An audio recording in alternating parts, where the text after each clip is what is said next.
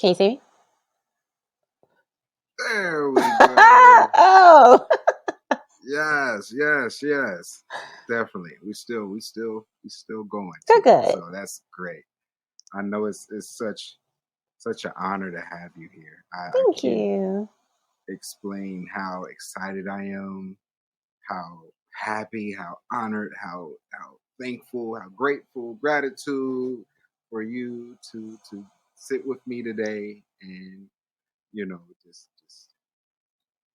have that conversation, telling your story, and just having from therapist to therapist and doing what we Yeah. do. I love this. This is one of my favorite things to do, to get the perspective and experience all across the world, across the nation, and so forth. So thank you so much for taking the time out of your busy schedule Thank um, you.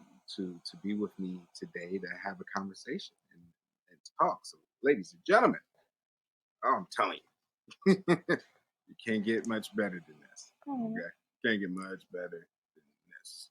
Okay, from all the way, let's say Cali. Is that Los where you're at? Angeles. California, California. Los Los Angeles. Angeles, Los to be Angeles. specific. Yeah. Los Angeles. Let's get straight down to the preciseness of the precise, Yes. right? All the way from Los Angeles, all the way to here. Miss Tammy Cook, Mm. Somatic Healings, coming through to give you an amazing knowledge of the work that she does. Is incredible. I'm a huge fan, and I tell everybody I bring is like one of the best to ever do it No, to me. that's so Well, the awesome. best, and it's not the best as far as like a comparison. It's the Mm-hmm. best as far as being the best that they are Yeah. and shining their light from within and being on top of their game and offering them to their fullest or the fullest and purest Mm. form of themselves. And that's what I love to say, and that's what I mean when I say one of the best to Thank ever you. do Thank it. you. Okay, it's Tammy Cut. Yes, yes. So now to start the ball rolling, Mm-hmm. let's get your story. Like, how did you get to this point? Where did this point begin? Like, how did all this uh, um, that's a very what point? That's a very long. It's a long story. I start? will try my best to condense it. Ever since I Oh was a no, kid, yours is perfect. just so to keep people engaged. But ever since I was a Right, right. kid, I absolutely was fascinated with the human body. Like fascinated. I studied it like it was my nature because it is my nature. But I would just study it. I wanted to know it. I want to say honestly, kind of where it started was when I got hit by a car. So when I was 5 years old, I was hit by What? yeah. So when I was 5 years old, I was hit by a car. It was a very intense accident. I broke both my knees. I got my teeth knocked out. My tongue was severely bitten. My head was bust open. I was really unnoticeable to who I was as that little kid. So, I remember wanting to go with my sister. We was going to cross the street, and then the next thing I know, I'm laying on the ground and I'm being asked all these questions. And I'm just like, why are these people surrounding me? Why they keep asking me what's my name? Why they keep asking me all these questions? Is that my blood on the ground? So I'm trying to process what happened to me at 5. And they was like, who you want to ride in the ambulance with you? And I asked for my priest to ride with me at the time. And again, this is all coming up to the big story. And so with me driving in the ambulance with my priest, I just remembered this moment of stillness and silence. So all I could feel at the time was that my legs felt like someone cut them open and put bricks in them. I didn't feel the pain in my face. I didn't feel pain. I just felt heaviness in my legs. And again, I'm not aware of what's going on. So I went to one hospital and I remember them about to take me out of the ambulance. And literally, for whatever reason, they put me back. Like I didn't come out. And they was like, we got to go to the other hospital because I don't think they had a pediatric for kids there. So, yeah, it was an orthopediatric, something like that. So I had to go to the other hospital. And so I'm very alert of what's going on. And I just remember being on the actual table and all these lights are on me. And I remember them pulling out scissors and cutting my clothes off. And I was so upset because I had my favorite outfit on. Judge me, I don't care. But I had my favorite outfit on, and I was like, I remember looking at them. It's like, do you have to really cut this off? I mean, we can easily pull this off. And it was like, no, honey, we have to cut this off. And I was like, really? And he was like, yeah. I was like, oh, okay. And then I just remember getting a CAT scan. And that's when I threw up in the CAT scan. So I got like really sick in the CAT scan. And I'm just like, again, my little body's trying to process everything that's going on. And then I remember who came first? I think my father came first. And I was just laying in the hall. Why am I in the hallway? I don't know. But I'm in the hallway with a sheet on. And I knew I was naked underneath, right? So my father comes and he's like, oh my gosh, oh my gosh, oh my gosh. And he lifts up the sheet. I'm like, don't lift up the sheet. Don't lift up the sheet. Like, oh my gosh, you're naked. And I'm like, and then my mom comes.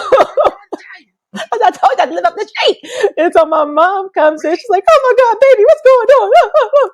And then I'm like, don't lift up the sheet. Don't lift up the sheet. And she lifts up the sheet. Was like, oh my God, you're naked. And I was like, why aren't nobody listening to me? My dad just said, oh no, you're naked. And so I was just like, just remember again, processing all this. And then when I finally, like when the adrenaline shock went away and I was like laying in a hospital bed. And at the time I had a regular cast that stopped right like at my hip joint, two casts. And I had to go to the bathroom. And so they had to lift me up and put me on a pod because clearly I can't go to a regular toilet, so I go on the pod. And it was so much pain. Like it was excruciating pain. And I'm like, oh my, like I'm screaming, I'm hollering. The nurses feel bad. And they're like, oh my gosh, this cast is not working because she still feels pain. Like she should not feel her legs. And I could feel my legs. And I just remember I had to get off the pod because I was done urinating. And I was just like, no, I don't want to. I don't want to. Because I just knew the pain was going to kick back in. So then the pain obviously kicked back in. And so luckily I was able to go back into the operating room, and that's when they gave me a body cast. So that's when my cast stopped right below my floating ribs. And so at that point I can't sit up no more. And there was a pole in between my legs. And so that my legs could stay in place because the pain was coming from my legs being able to move at all. So they put the rod in between my legs. So I'm pretty much in these streets open for business as a kid. It's just anything. So like the whole level of just not being exposed and like really not even being the version of yourself. Can't sit up, can't walk, can't eat because I'm being like fed through tubes and stuff. Constantly having a nurse come in and checking in on you, seeing your family being like really confused and upset. And I'm like, what do I look like? Because just seeing their faces was disturbing. And I'm like, okay, I know I'm clearly there's a lot going on, but what do I look like? So I asked my mom, could I see a mirror?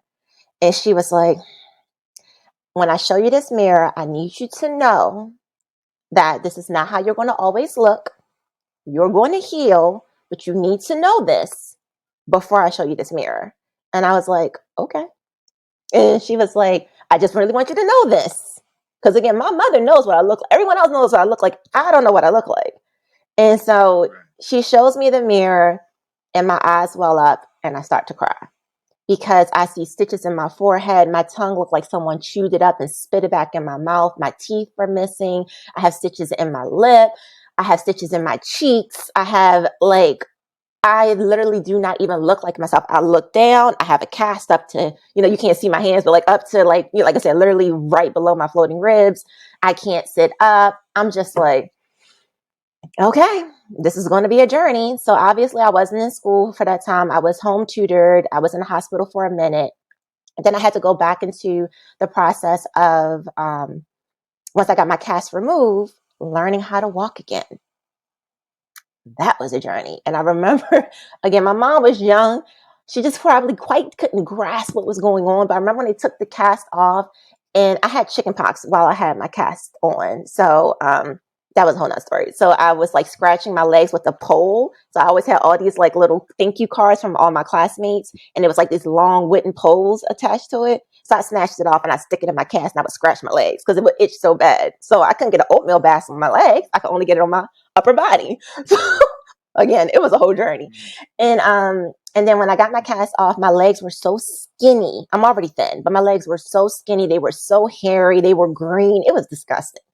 And again, I'm looking at myself like, oh my gosh, am I going to be this hairy? Like, I'm only 5 years old. Why do I have all this hair? And my mom was like, it's going to all get better. It's going to all get better. And so we're leaving out. And she decides, for whatever reason, to put me on the counter, like to sit me up on the counter, not realizing my legs were broken at the knees, woman. And so I went to bend my knees. Oh my God, the pain. I was in so much pain. I'm screaming. My mother's like, oh my gosh, I'm so sorry. And so, she put me in a flat space so I can't like bend my knees. And I said, you know what? That's okay. I'm not going to bend these knees ever again in life. I'm going to learn how to walk with straight legs. And my mother was like, you can't do that, honey. Like, you have to bend your knees. I'm like, no, I'm good. I'm good. I will learn how to walk with straight legs. Mind you, I'm 5 having these conversations. Why do I have so much rationale at 5 years old? I don't know. But this was like, I was really stuck in my mind, like, this is how it's going to be. So long story short, I wound up healing from that. And I was good. And so I say it to say, because of that situation, how well the doctors took care of me in that setting, how phenomenal like the nurses were, how loving everyone was in that setting. I'm like, I want to be a doctor when I grow up because I want to save people's lives. And so from kindergarten all the way up to freshman year in college, I was prepping to be a doctor. And, the way freshman year turned out in college, me and Matt are not best friends.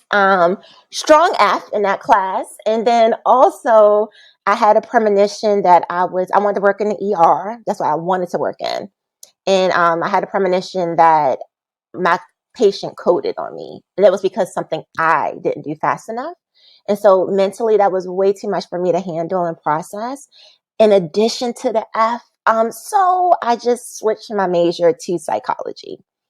Fast forward, that's what I said, it's a long story, but it gives premises. Fast forward, I'm working in the school system because, again, I want to work with high school kids. So I'm working in the school system, love my kids, love my students, cannot stand the school system. It's so much politics and so much restrictions and limitations. And in my opinion, I don't feel that the system is designed for children to truly be educated.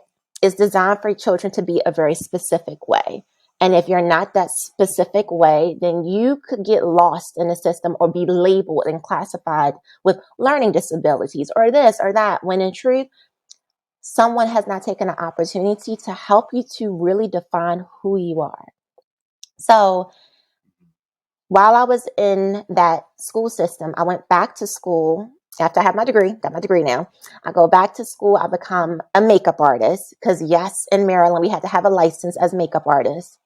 Anyway, so I got my license as a makeup artist. And then while I was doing makeup, so many women were having issues with their skin and wanted to cover it up. And I'm like, I was sending them all to my esthetician because I had serious skin issues. That's a whole nother story. Serious skin issues. And so I sent it to my esthetician to help them. But I'm like, maybe I should do this. And not only could I actually clear my skin up, I could clear my sister's skin up because we both suffered from acne. And when I say acne, I mean acne, like grade 3 acne. My sister was probably teetering between grade 3, grade 4. If you know anything about the grades, that's highest grade. So the highest grade is a grade 4. And I was grade 3 for sure. She was grade 3, grade 4 teetering. Pigmentation, breakouts, cysts, all the things. And so I was just like, all right, I'm going to become an esthetician. I'm going to clear my skin up. I'm going to clear my sister's skin up. Life is going to be good, right? So I do that and life was good. And that's when I felt this deep calling on my spirit. And it literally said Los Angeles. That was it. And I was like, that's random. And I was like, and it said it again, Los Angeles. And I'm like, what? I had no interest in ever moving to LA. Zero. Could give 2 craps less about Los Angeles. And so I'm like, All right, I tried to ignore it, but it got louder. And I remember when I was in aesthetic school, I stated that I was going to move to Los Angeles in 2010 and I was going to be a full-time makeup artist and, esthetician. And my teacher was like, why 2010? This was 2008. I said, I don't know. The date came to me. And I moved here July 1st, 2010. And so I Wow. thought that was going to be my journey. Esthetician, makeup artist. I was on set, dream come true. I worked for some of the companies I always wanted to work for, dream come true. I just felt like I was just doing my thing, worked for a plastic surgeon. I'm in Beverly Hills, all the things. Mm-hmm. And Mm-hmm. I'm not going to front. I was very, very, very, I've always been spiritual, but I was extremely left brain oriented when it came to work. And so I'm looking at things practically. And practically speaking, yes, estheticians can thrive. We know they can thrive. But when you work in spa settings, you can look at numbers. And massage therapists always have more bookings than estheticians because most people want to come to the spa for a massage.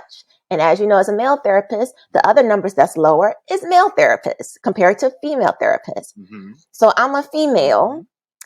who is already an esthetician and I'm rocking it out with that. But I'm like, but say if I became a massage therapist. So I went back to school and I became a massage therapist. And honestly just want to do deep tissue sports. That's all I cared about. Again, very practical. Energy work, what? Who cares? I went to a holistic school, so I was familiar with it, but I could give two craps less about energy work because to me, it was just a little too weird for me at the time because I'm seeing people moving and I'm like, I was very, very religious at the time. So I'm like, this looking kind of like some things that is looking a little weirdish or whatever. And Yeah. so I could give two craps less, right? However, when I became an esthetician slash massage therapist, things started happening in my treatment room that freaked me out. And I'm like, why is this happening?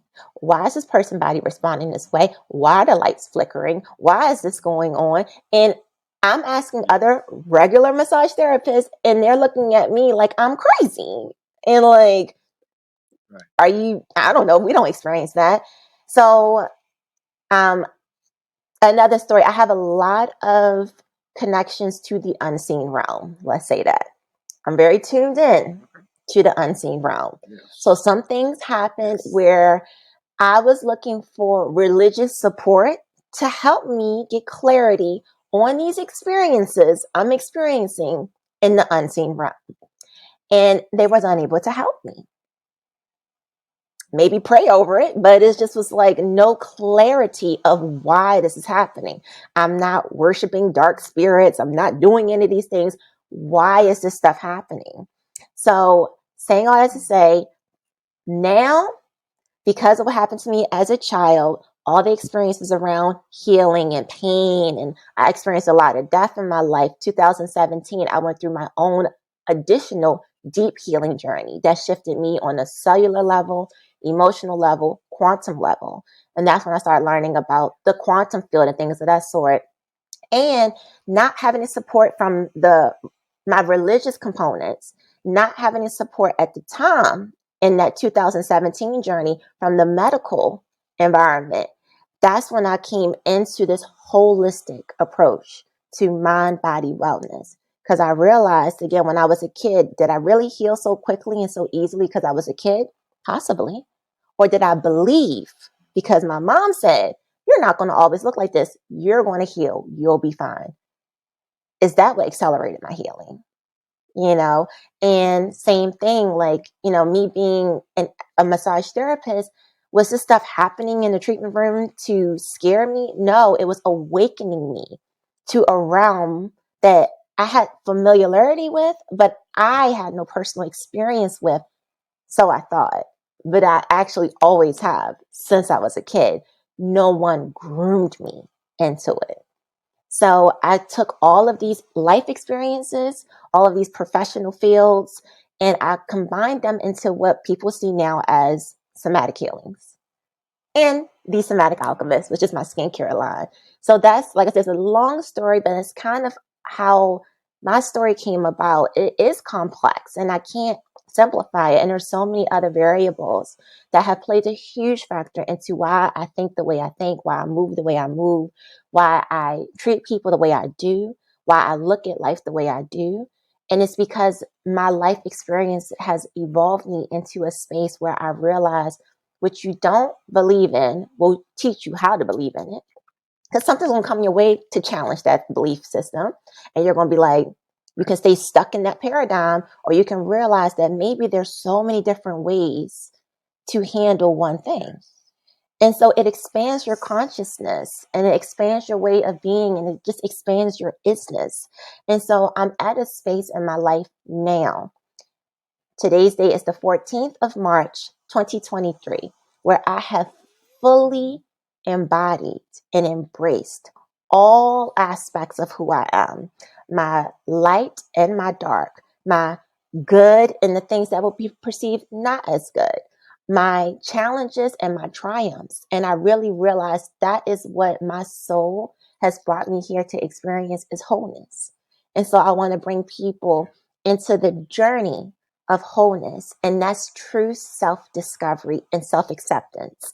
And through that journey, you will continue to become the best version of yourself. So, yeah. Ooh-wee, I felt that. I felt that. You know, that journey is a beautiful journey Thank that you. that you went on, and the fact that what I think a lot of individuals that may not understand us healers, light workers, you know, or energy workers, all walks, is that usually we go through the worst. Oh, yes. Oh my gosh, yes. We usually go through the all time, like, how is this happening to you Mm-hmm. type of lifestyle, you know, and it can be, you know, like for the as such a young age and cry, I can't even imagine. I I can't still even can't imagine because I'm imagine. uh I went because I'm through an it. empath. So right, you know, but me being an empath, like when you describing it, I was feeling all of that. That's Mm. why there was some times where I had to look off. I was like, because I was feeling that pain. And I was Yeah. like, oh my god. I mean, not 100%. I know it was way worse than what you went through compared to what I feel. But the fact that I can connect with you, and it seems like the normal format that the world tries to format us, Mm-hmm. and to get us to follow the regular schedule programming from the school, from this, like a lot of things are set up for us to not really be ourselves, just to Yep. follow orders.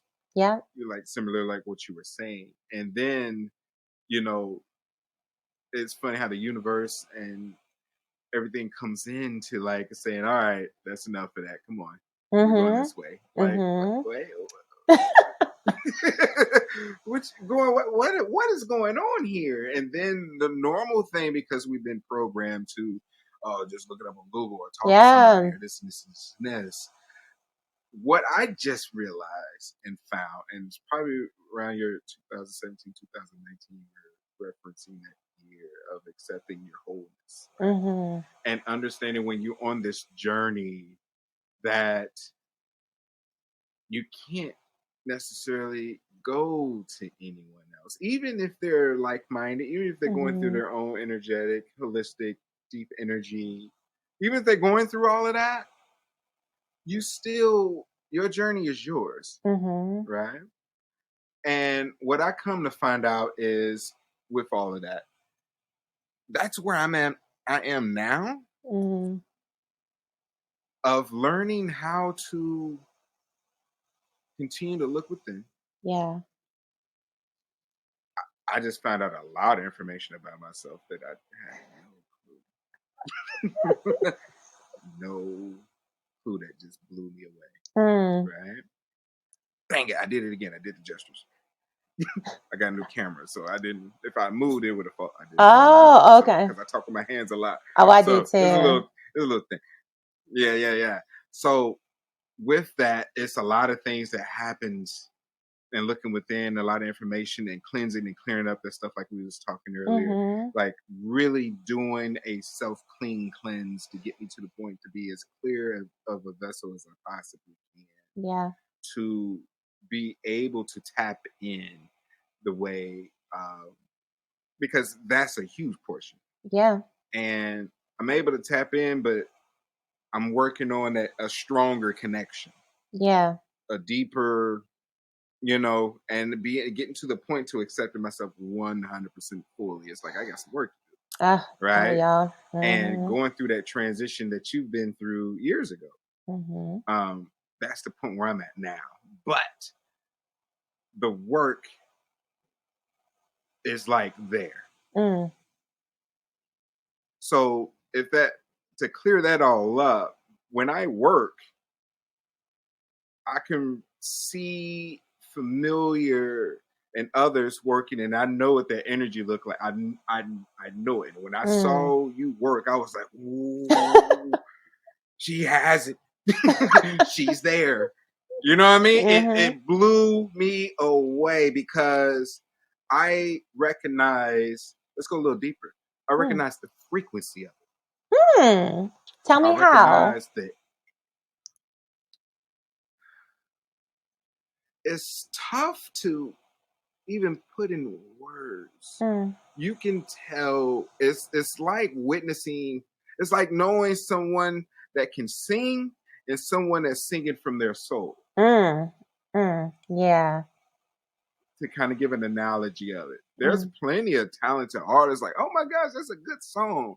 But you get those certain ones Yeah. when it comes down to someone like what's her name that did they got recognition by Jamie Foxx. I want to Mm. say uh Inko, Oh, oh. got short hair. Yeah, yeah, yeah. She sings from the Oh, soul. yeah. Oh, yeah. You feel it, Yeah, you do. and anybody can feel the emotions, or someone like Whitney Houston Oh, mm. when Yeah. she, before Bobby, but Whitney Houston, Yeah. right? Yeah.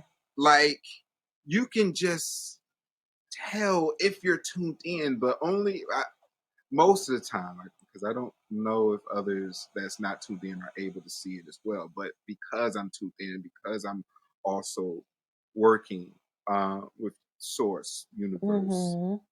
Collective, I can see because it's like I'm working with it as well. It's like, Mm. oh, it's connected. So that's the best way I can That's a even great analogy. describe for our listeners that may not understand what we're talking about. But Yeah. the ones that do, they know that Mhm. you have the touch. Your touch is not just a regular touch.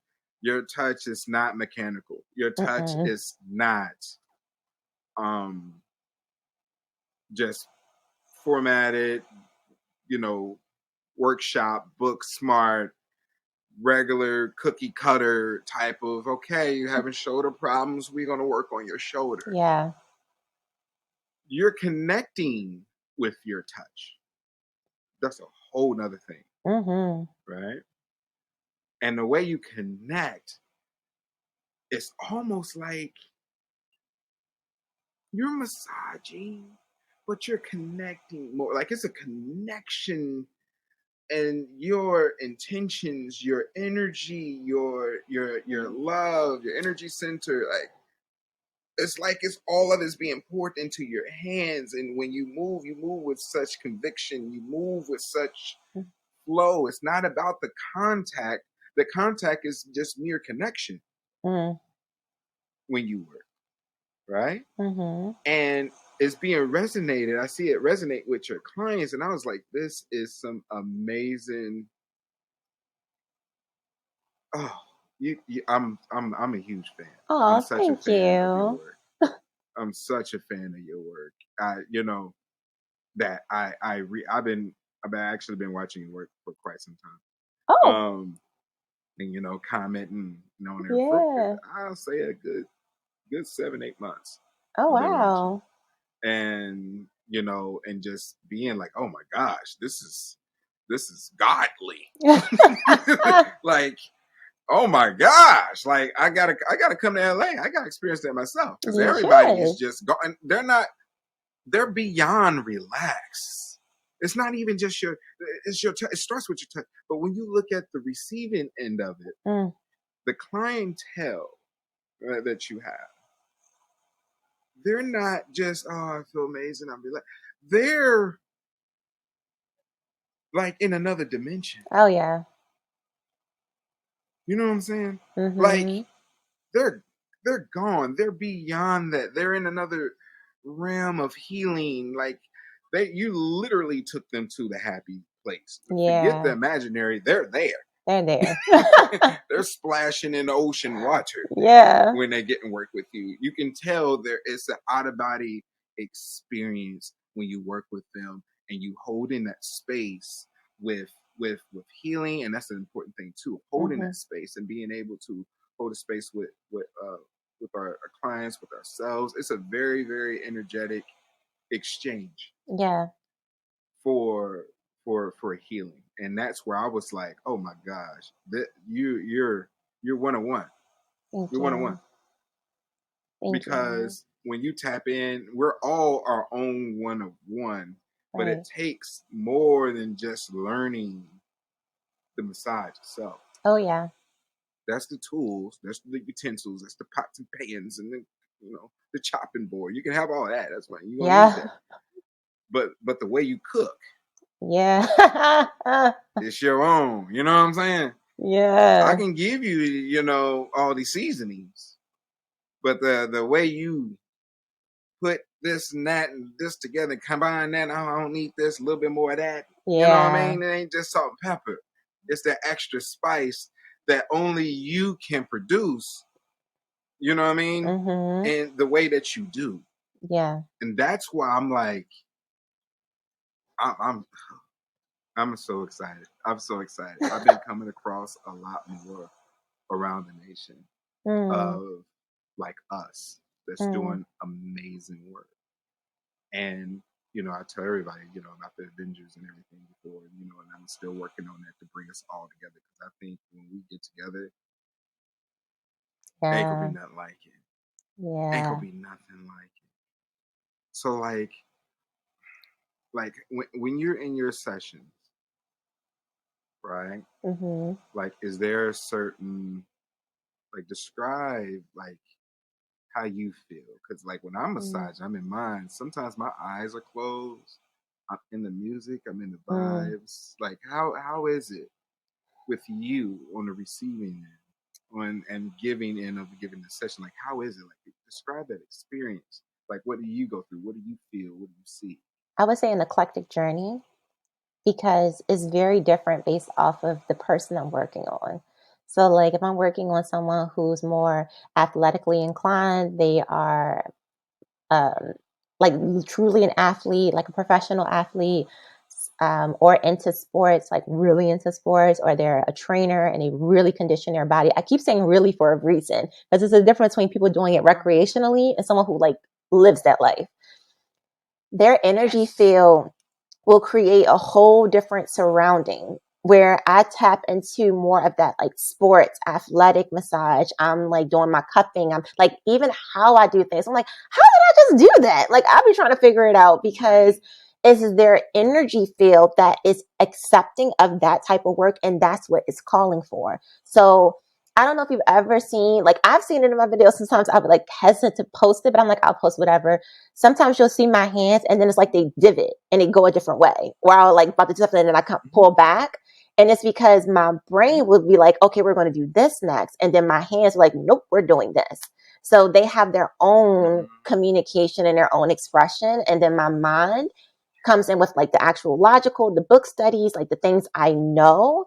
But when the heart opens up, the hands flow.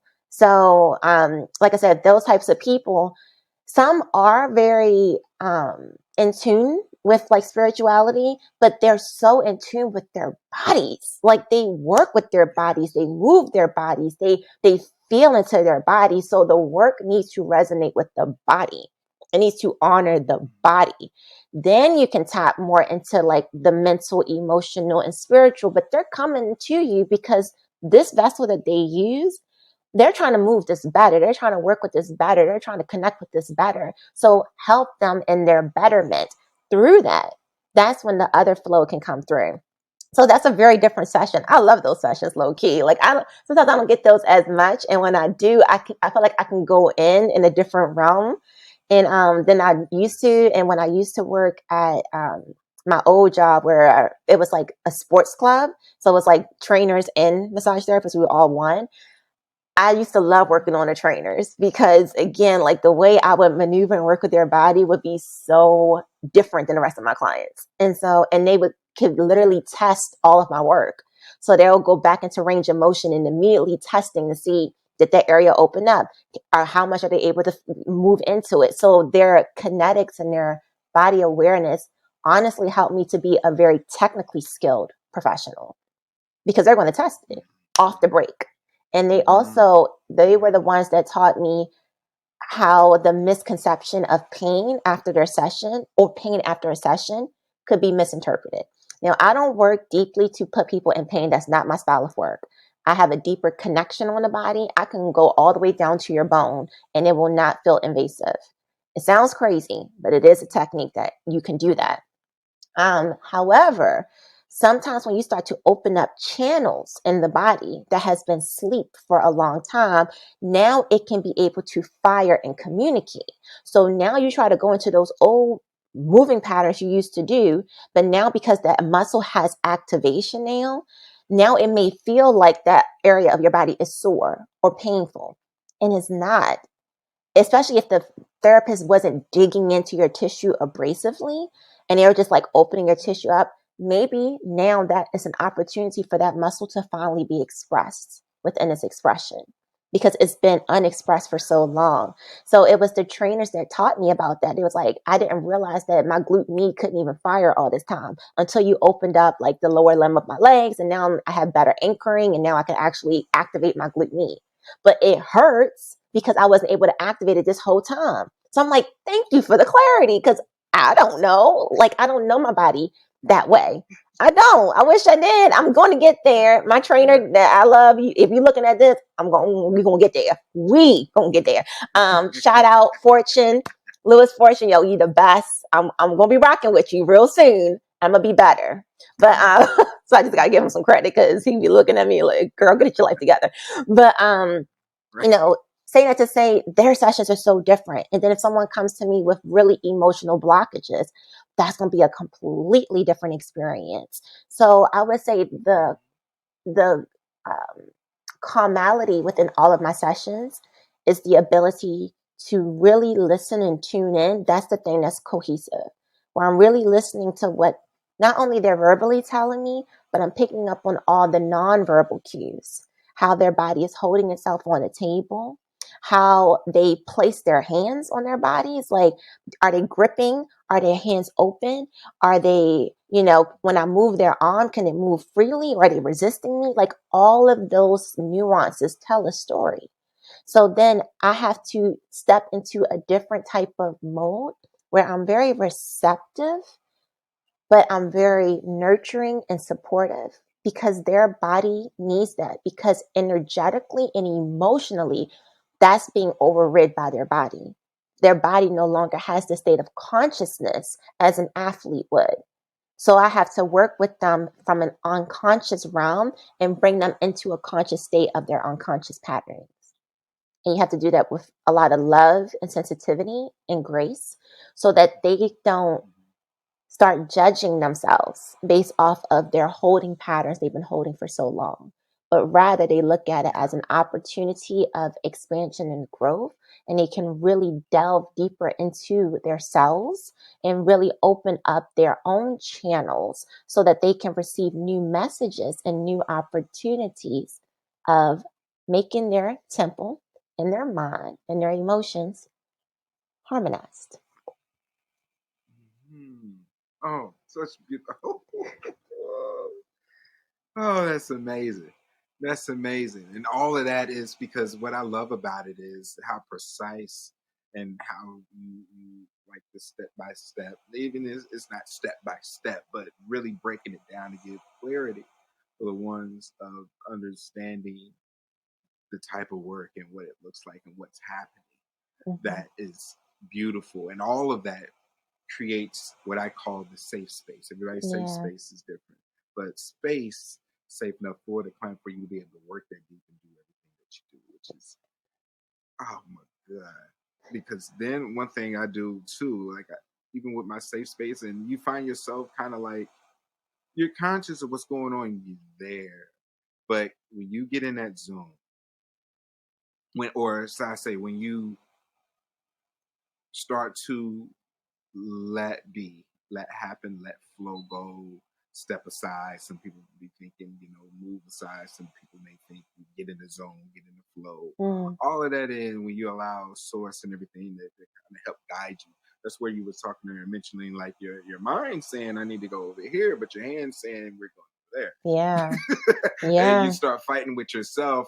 And then usually I just let my hands go. Yep. Like I They're the connect. leaders in the troop. Like my mind does not lead the show. Mm-hmm. My hands lead the show. And Oh, it's because again, and that's another thing too. Going back to like you said, each experience is different. It seemed like every time I level up within myself, my services level up as well. And I don't think a lot of practitioners realize that. And that's why like people that really know me, it's undeniable the level of work I put into myself. I play no games when it comes to what I put in, on, around my body. I am extremely meticulous about how I carry myself, how I speak, how I articulate. Like, that's not a front. That's actually who I am. Because again, I know what yes. the other side feels like. So I'm working out of that side of pain, unknowing, lack of love, lack of acceptance. And I'm working into a space of love, acceptance, knowing, being, honoring. And so every time I do that, literally my work shifts.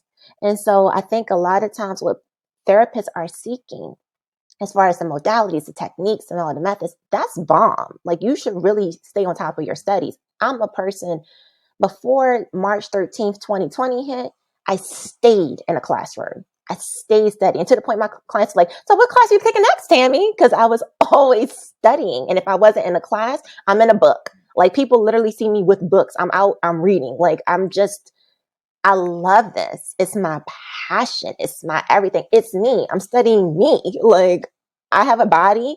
I have a soul. I have a mind. Like I'm honestly studying me. And it's like, I think again, when it comes down to therapists, kind of trying to stay in the realms of, like you said, what's different. When you are not the best version of yourself, it's going to come in through your work. Your work is going to feel like it's counterfeit because you're just simply mimicking someone else's flow. You're mimicking someone else's style. You're mimicking someone else's techniques. You don't have the basis of why you're doing what you're doing. You have no true sense of how to really connect with the person and to connect to each person in an individualized way to make it feel like a signature just for them. So, you know, again, that's what makes like it's no concrete way. I just literally have to be receptive to what the person in front of me is connecting with because they are the leader of the show. In all honesty, with respect, to what I do. So I would never tell a client like this is what it is and don't listen to yourself. I always tell the client, I'm only working with you this big of a time. You live with yourself and work with yourself every day. You share with me, what does this mean to you? What does relaxation mean to you? What does pain relief mean to you? How does it feel when you're in that space? When was the last time you were in that space? Can you give me clarification of that? I'm extremely conversationally driven because people don't realize, again, that's when the energy starts to open up, is the dialogue. So the frequency of your tone from your very first hello or hi or welcome or whatever you greet them, you automatically set the tone for them to become open or for them to further close off. So my goal is for my clients to just be like a beautiful lotus and rise up from the bottom murky water and allow yourself to be bottom oriented, to be murky oriented, because that's all good. We want to honor that. We want to celebrate that because we know what lotuses transform into. So don't try to jump and be the lotus floating on top of the pond. Understand the lotus has to go from the bottom to the top, as do you. So let's acknowledge the dark and grimy parts of who you are. It's okay. That's why we're here. And by denying it, you only deny yourself. And I tell clients, you don't have to tell me these things out loud. I don't need to know. But when I ask you a question, I'm asking for yourselves. I'm asking for your soul. And you can answer that internally for yourself so that your true transformation process can take shape. So you can save your face so you don't have to speak to me aloud, but you speak to yourselves and you tell them the truth. And when we get into that treatment room, your body will start to open up into the potential of which it can stand in because it's finally been seen and it's finally been acknowledged for its whole self. And now it's going to be gifted the opportunity of stepping into its whole self because you've given it permission to do so. I had a moment. No, take it. This was for. This is what we're here for. Take all of it. You go. I'll give you a high five. That's what I'm telling you because you went there. That's why I was like, yes, yeah, definitely. And like one thing that you said, that I piggyback on, as far as like starting with the dialogue, like with me, I tell my clients, I try to tell them as much as possible, like try not to show up to your session for me Mm, more than 5 minutes prior. mm, The reason for that is, to me, once I see, once I literally visualize, like see you, it starts, mhm, mhm. right? The connection, the tone, I'm already analyzing what I'm seeing. I'm reading your body language. I'm reading how you're moving, everything starts. Yeah. And then, the dialogue and the questions, and then it builds up to what you just said. Mhm, So to me, because I am I don't know if you know a lot. I just found out about myself. I'm a projector, as, mm, as far as a human design level of understanding that I'm a splenic projector. So I have a certain amount of energy to use. It's not ongoing energy. Like I gotta, it's limited. mm, So I need to be able to like recharge after a session. So I mm. gap my sessions to give me a minute to disconnect, Smart. to put some energy back into me, to kind of breathe, to kind of get myself together to prepare for the next. Yeah. And I try to inform my clients because I know they're anxious, they're excited for the work that Mhm. you do, they're excited for the work I do, that type of work. That's what they're so they get so excited. They may come 20, 30 minutes. And I'm like, I'm not even done with the last session yet. Yeah, yeah, yeah. Oh no, I Yeah, yeah. promise. I'm gonna get to you. I promise. I got you. Yeah. But don't do more than 5 minutes, Yeah, because at yeah, the end of the yeah. day, the way I have my stuff set up, kind of going, bringing it down. I know we're so high right now. I'm gonna bring it back up, but to bring it down, like I try to get all of the business stuff out the way. Mm. The intake is done, payments done, all that stuff is done before you even get here. Oh, that's It's part bomb. of the booking session. You know what I mean? So, Mm. because to me, I think once I get you to that state that you're talking about, once we get to that state, I don't want you thinking about anything else. I want you to spend that time being with yourself, being how you feel, being in your thoughts, being in that zen, being Mm. in that state. I don't want you to be like, that was good, right? So the rest of the payment, I don't want that. Mm. It's like, let's get all this out the way.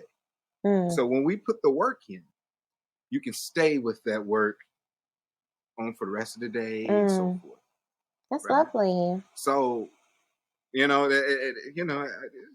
a thought, Mhm. but doing that is like, that's why I tell them, like, there's no reason, there's no extra work you have to do, there's no extra form or paperwork, there's none of that. Is once you show up, we'll start a little bit of dialogue that take maybe 30, 40 seconds. Mm. And then it's like, okay, that's if I have questions on what I read on the intake or et cetera, or whatever. And one of my questions I tell them is like, how would you like your session to go today? Like, Mm. what is your focus? Mm. Where do you want, are you stressed? Are you having pain in your shoulder, Mm. or, mentally drained? Like, where are you? Yeah. And it's like, Mm-hmm. well, I want this, and I'm not gonna do this and that. I'm like, that's what we'll do. That way, that's why I mean, like, it's customized to them, and then based off of that information, I'll, say maybe they only want back work or something like that with some, and then I love the ones that allow me to flow. I have the range Yeah. as well, but that'll give me the boundaries of where they want me to do what I do. And Mm. then, for the ones that's like, look, I just do your thing. I'm like, we get to go there. Yeah, yeah. We get to go there. Let's go. So then, I step out, boom, let them get undressed. So I'm out here, in their comfort zone, comfort level, face down or up or whatever. And then from there, from the initial first touch on, the hands take over. Mm. The only Mm-hmm. time I let the mind interfere is like, oh, she don't want that, or he don't want that work. Yeah. You know what I mean? Nope, leave the feet alone. That's the only time it's kind of like, I gotta pull you back, hands. You can't go Yeah. there. But Yeah. other than that, the hand take over, and it's you said that so.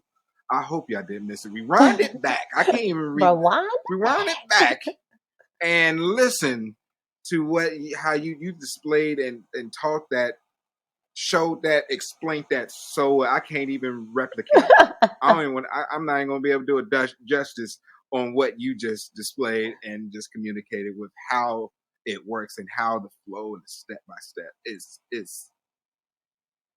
It's incredible. Mm-hmm. I need a session. You do. You I'm just gonna straight up. do. I I mean, need a people session. I fly need in a session. I got to come all out to LA. the time. And that's honestly, that's why I always knew my work had to be some type of different, but I didn't know what it was. But when I would have people flying from different states out the country, I'm like, you're from where? And they would, want to get a session with me. I'm I'm always extremely flattered by that because I'm like, you couldn't just go to your hometown and find someone. Like you're flying across the country, you're flying from another, literally from another country to get a session with me. Okay, thanks. Like I'm just Yeah. but it made me realize the depth of my work goes beyond the hands. And that's what I know. Yes. And Yes. again, a lot of people I attract are either they're trying to get on a journey, they already on a journey, they've been on a journey, but they're stepping into a space of self-love, self-discovery, or they're already in that space and they want to continue to magnetize upon that. But that's generally what I attract. I don't even attract people anymore that it's just like, oh, my shoulder hurt, work on my shoulder. Rarely I even attract that in. And I think because of the way my Instagram displays my work, I think the reels have helped even more because I've always written it out in my caption. But I think a lot of people may not read the caption, they'll just look at the visuals. So with the reels now, it gives me more of an opportunity to step into my storytelling because that's what I'm doing in my videos. I don't know if a lot of people realize that. I'm not just, I'm not the massage therapist that's teaching about technique. I'm not the massage therapist that's like, oh, your shoulder hurt. Let me show you this technique. There's a phenomenal amount of massage therapists that's doing that. I'm telling you a story. I'm showing body work through my form of art. It's my art. And Yes. so I'm communicating to people about how the body communicates to us as professionals, how it's trying to communicate to them as an individual, and really the complexity behind what we really offer, and not just a rub down or not just, someone just digging into your tissue like you're a piece of meat. Like there's actually a lot of technical aspects to what we do. There's a lot of emotional aspects to what we do. We are literally therapists, hence the name massage therapist. Like People are coming out and they're telling all that they are. And when they don't verbalize it, the body snitches on them, and it snitches and tells them exactly what they are and what they're not. I feel like the organ that yells the most is the kidney. I don't know why. Maybe I just pick up on the kidney easily, but that's the only organ that has physically hit me back on many occasions. I'm like, did the kidney just hit me? Like, it does not like to be pressured. Like, it will kick you right out. You'll be doing a glide and be like, get out of here. And you're like, oh my God. It's the wildest thing. You get kicked too? Like, I'm like, it's like really a living thing. Like, you really realize how your organs are living. Because like I said, no other organ has hit me except the kidney. That's why I know where they are. And I'm just like, there go the kidney. And again, people don't. It's like a little flick. It is. It's a flick. Go down. It's like, get off me. You don't know me like that. Put your hands all up on me. Right. I got too much on me. Back up. Like, it's like a little gangster organ. Like, gangster organ kidney. It's a red and blue side, I guess. It is. They are definitely gangs. That little stroke, and all of a sudden, going that stroke, you get a little. Yep. Like, back up. Ease out. Like, what? Yeah. So, oh my gosh. It's so funny. But, like I said, when it comes to the body, it just communicates and it talks. And like I said, I love to tell the story about that. I love to share with people that we've oversimplified ourselves. We think that one TikTok video is going to fix everything. We think that one Instagram post is going to fix everything. I tell people that come see me, it's the reason why it's called a healing journey. It's going to take you through a journey of self-discovery. Do not be surprised if this journey takes you for the rest of your life. Don't be shocked. Don't be shocked if you're 10 years in and stuff comes up that you thought you already resolved. Don't be shocked. If you can look at it as an opportunity, I use that word a lot because if we change our language with how we perceive things, it changes how we receive it. So if we change how we perceive it, it changes how we receive it. So if I say to a client, look at that as an opportunity that I can further delve deeper into myself to learn, an opportunity to realize that I thought I got over this and I haven't even scratched the surface, an opportunity to know that if I'm this far into my journey and I'm like this much better, then that's an opportunity I can get even better. Like, I can level up some more. What? Okay, let's go. Like, if we can make it a form of excitement rather it being daunting, because again, a lot of people look at the healing process as you just meditate and all your worries go away. You just manifest this car and it just pops into your energy field. Okay, that's a possibility. That's a possibility. But what, again, a lot of people don't talk about is if 90% of your whole experiences is based off of your subconscious mind and 10% is your conscious mind, then how are you manifesting? Maybe that's why things keep coming your way, because it's unconscious. So I just think like we've westernized these things. We call ourselves masters and you're only 1 year in a game. How are you a master at something and you're 1 year in a game? How offensive is it for people that have gone through, what is the term called when you, what is the term when you are a kid and you're kind of raised up into this thing and then you go through your finale to, what is it called? Oh my gosh. It's called, you raise up a kid and then you have to go through a process to show that all the things you accumulate up until that point is like you can check all those boxes. It's like a checklist? Not a checklist. Okay, the term is leaving me, but I'll describe it as best as I can. So say if you have a kid who, it's like the word is like, I feel like I can see it, but I'm not able to. Say if you have a kid who grew up with a family And let's say they're more indigenous, right? And so they're teaching this kid how to be a warrior.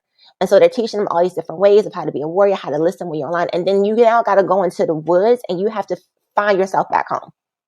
So that initiation, there we go. So once you have gone Oh, through okay. the That's interesting. training, you have to go through your Uh-huh. initiation process. And then through your initiation process, it proves whether you are that master or not. And I think, again, the Yeah. West have made these initiation process literally taking a test. It's like, you're a master. No, no. Most masters Right. take 10 years to master their skill set. Oh, is that 10? Is it Yeah. 10,000 hours or 10 years? So again, it's like, Yeah. it's low key offensive because anybody that Yeah. really know indigenous practices, they groom you up into that point. And then you take that Mhm. test to show and to prove Mhm. that you have learned all the things, you have gone through the whole journey, and now you have arrived. Now you are the sage. Mhm. Now you are the shaman. Now you are the Reiki master. Now you are these things because you've actually gone through the journey of everything it needs to really embody that expression. That's Yeah. my opinion. That's that's an amazing opinion. I think that I've never. That's the first time I've ever looked at it. I've probably mentioned about it, but with different wordings. But like you said, the perceive, the receive. That's an amazing perspective because the ones like what you do, what I do, others that's on this, we refer to it as the journey, right? Mm-hmm. It's deeper than just learning the practices because we understand it was about a year ago, about a year and a half ago, where I was like, there's another level that I'm sensing. There's a higher version, Mm-hmm. right? Because Mm-hmm. I'm very new on my journey. And I was like, I feel it, but I don't. I was trying to figure out like, what is this I'm feeling, Mm. right? And what I realized is what I think a lot of us that's either further along on the journey or on this that's on a that's even aware that they're on a Yeah. journey. Let's start Yeah. there. That's even aware about it. Okay, realizes that one, you can't go. There's a ceiling. You Mm. can't go higher until you work on you. Mm. You are the one that's preventing you from getting to what it is, to learning not just what it is to learn, learning how to look within self, learning, how to master skills, learning how to be more clear, more in tune. You got to learn all of this. Like, it's like, Yeah. wait a minute, I got to be a better me. Yep. That's where it starts. And kind of like what referring, yeah, you can take all these classes and learn these modalities and you can keep doing all of that. But eventually it's going to be like, what about you though? Right. And again, like, Right? the term, like, real recognizes real. Mm-hmm. So I always say your fruit should speak for itself. Like, if you are Right. about that life, people will identify you Mm-hmm. as that. You won't have to say it. So, like, if you're a woman and you really are embodying your feminine energy, you really walk into that essence and then you step into that space, people will call you that because that's how they see you. So they'll say things like they might Yeah. start calling you miss because they're like, I mean, it's levels to everything. And then a random person like, Mm-hmm. thank you so much, queen. And they're not using it because it's a terminology. They're really calling you who you are, you know? So again, Mm-hmm. people use terms for trendiness, but again, when someone is really embodying that, people will call you that over and over and over again because you have taken on that form and you've embodied that essence. And so now you are recognized accordingly instead of having to Yes. like speak it out. And I feel like we're in an era where everyone yells who they are. I'm this, I'm that. Oh, Look at me over here. I'm so this over here. I'm just chosen one. I am so like we right. we have Right. created this false sense of hierarchy. And it's like, Yeah. I tell people all this, like people are like, oh, I want to do what you do. You want to go through what I went through? I don't think you do. Right. I don't think you do. So you want the fruits of my labor. You don't want to go through what I labor to get to that fruit, you know? And again, you get to, I'm at a point in my life where I'm like, we got to stop being disrespectful unconsciously. We got to stop because we just dismiss so much of elders. I'm not saying I'm an elder, I'm far from it, but I'm saying like we dismiss elders in our society. And it's like, but they've gone through things that you haven't even explored yet. You don't even know. And it's not to discredit what we call beginner's genius, or what you might have someone who's like, yo, you're so skilled.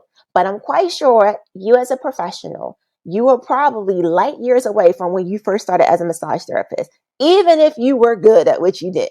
Like you might have been skilled, like real good with it. And now you're like, oh, I was good, but dang, I wasn't on this level, you know? And it's like, and you'll continue to evolve. And I can say this from a space of like doing what I've been doing. I've been an esthetician for now 15 years. I've been a massage therapist for now 10 years. And I'm really looking at my own trajectory. And I've always had a really good touch. Like I heard that when I was in school, you have a good touch, you have a good flow, you have good things. And even when I was an esthetician, I was trained in a lot of massage modalities. I worked for a company that is like really known for their massage techniques. And it was one of my clients, again, real recognizes real. One of my clients was like, when I became a massage therapist, I gave her a facial. I was her facialist before I was a massage therapist, and I was a facialist after I was a massage therapist. And she was like, I have to say this to you. You've always did a really good massage technique within your facial. She said, but now I can tell that you're coming from a completely different space with your massage than what you did before. Now, again, in my head, I'm like, I'm still doing the same thing, but I'm not, because my intention has changed. I'm able to palpate. You don't learn about palpation when you're an esthetician.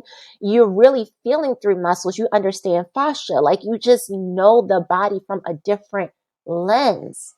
So your perception shifts. And I'm not just looking at the face as, oh, you got these wrinkles or you got this, and let's just slap this peel on you, or let's just put this on you. Let's just do this hydrofacial or whatever. All that's bomb.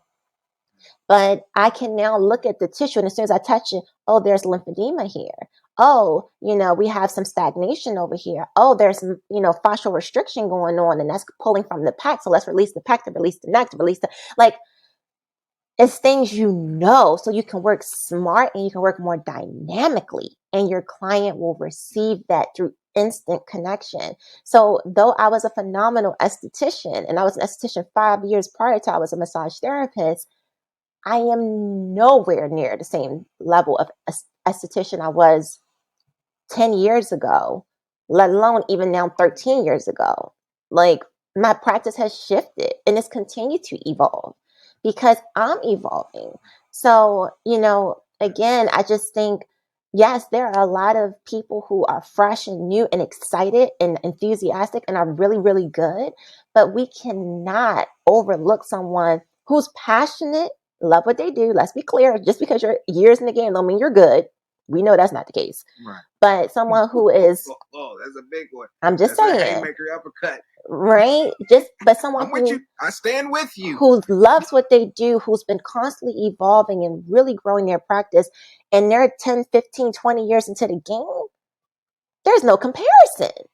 They just have, even if they don't know more than you, they have more bodies underneath their belt than you. They have more life experience underneath their belt than you. They have more just different encounterments that has challenged their practice.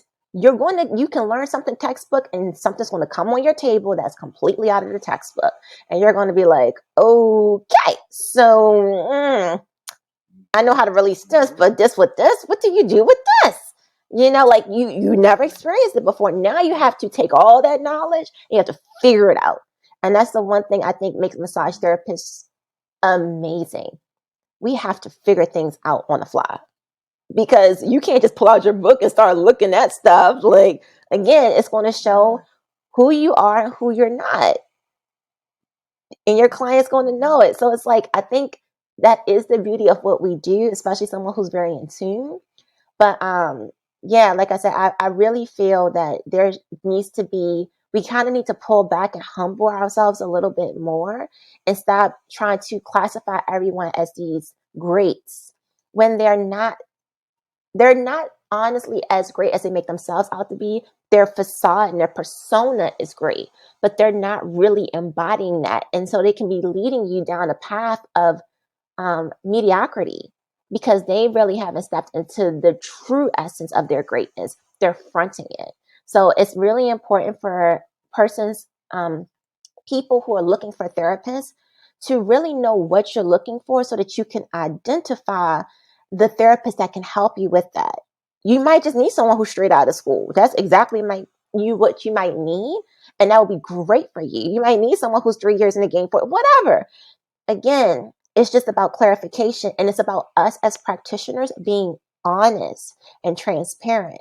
Am I good with lymphatic drainage? Baby, give me a face and I can make it happen all day, any day. Body? Absolutely not. That's not my area of expertise. So I'm going to send them to someone who's a specialist in that. Can I do fascial work? Yes. Am I good at it? Yes. Am I a rolfer? No. Am I a structural integrational specialist? No. So I'm going to send you over to someone who specializes in that. And I don't think that's a problem with that. Like, we don't have to just hoard it all. Some things I'm really, really good at. Some things I'm just not. And I'm okay with that. So I share that person with another person that can really help them on the journey. And that's the maturity within me as a professional now. It's not a threat. If someone goes to another amazing massage therapist, please do. It's not a threat, even if they decide to stay with them. Please do. I've given you all you needed from me, and I honor your journey. And please continue to get what you need from others. And I support you with that. And I'm grateful for the moments we had together. So, yeah. Yes. Some people may think, like, to piggyback off of that point, I actually encourage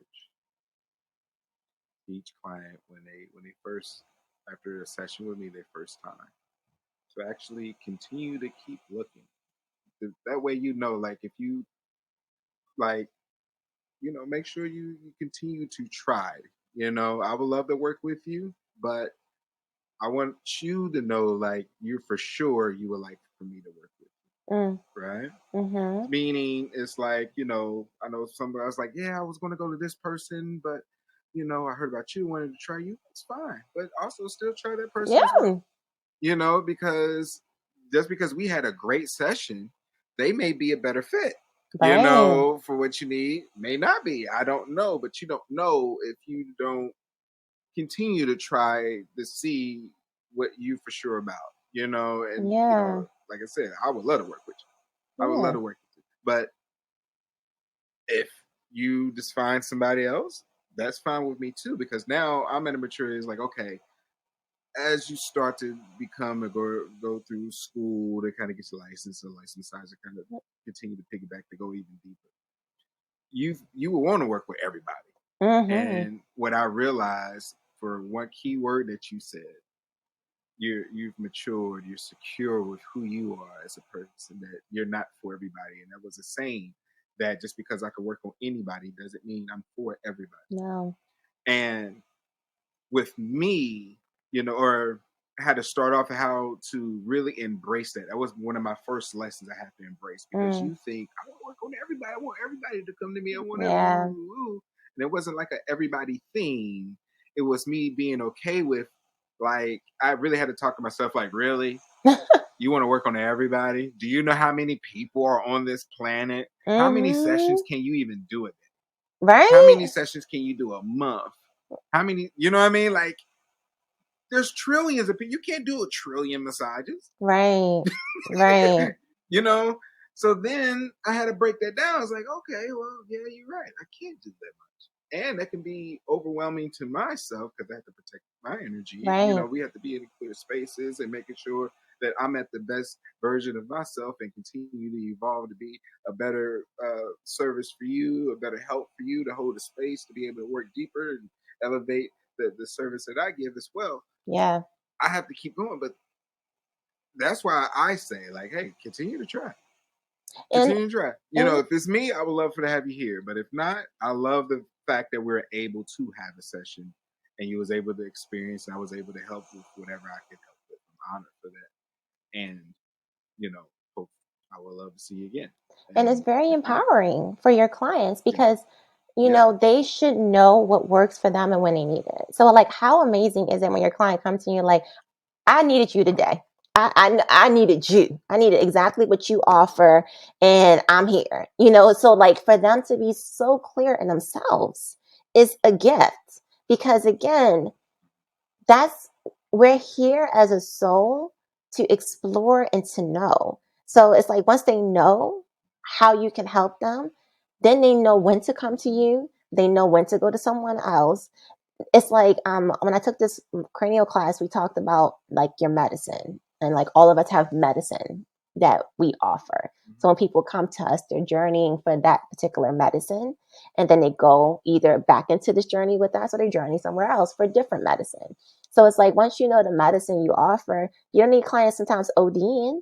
You might have that strong, potent medicine where you might need to see a client like once a year and you gave them what they needed and then they digest that medicine and they keep it going, metaphorically speaking. You know, some people they need that bump like every week or every 2 weeks. So it depends on what kind of what kind of medicine you got. yeah, um yeah. but but yeah, I think I know I was like maybe that wasn't appropriate to say the bump. No, it's all good. We raw here. We keeping everything Oh in. We make it happen. my god, that's That's what I love about hilarious. it. But yeah, I think Mm, it's just maturity, it's acceptance, and it's really a sense of like knowing. And like I said, I think that's what differentiates practitioners. You know, if a practitioner is really about the healing journey, they're probably going to be very open to you journeying to find your healing.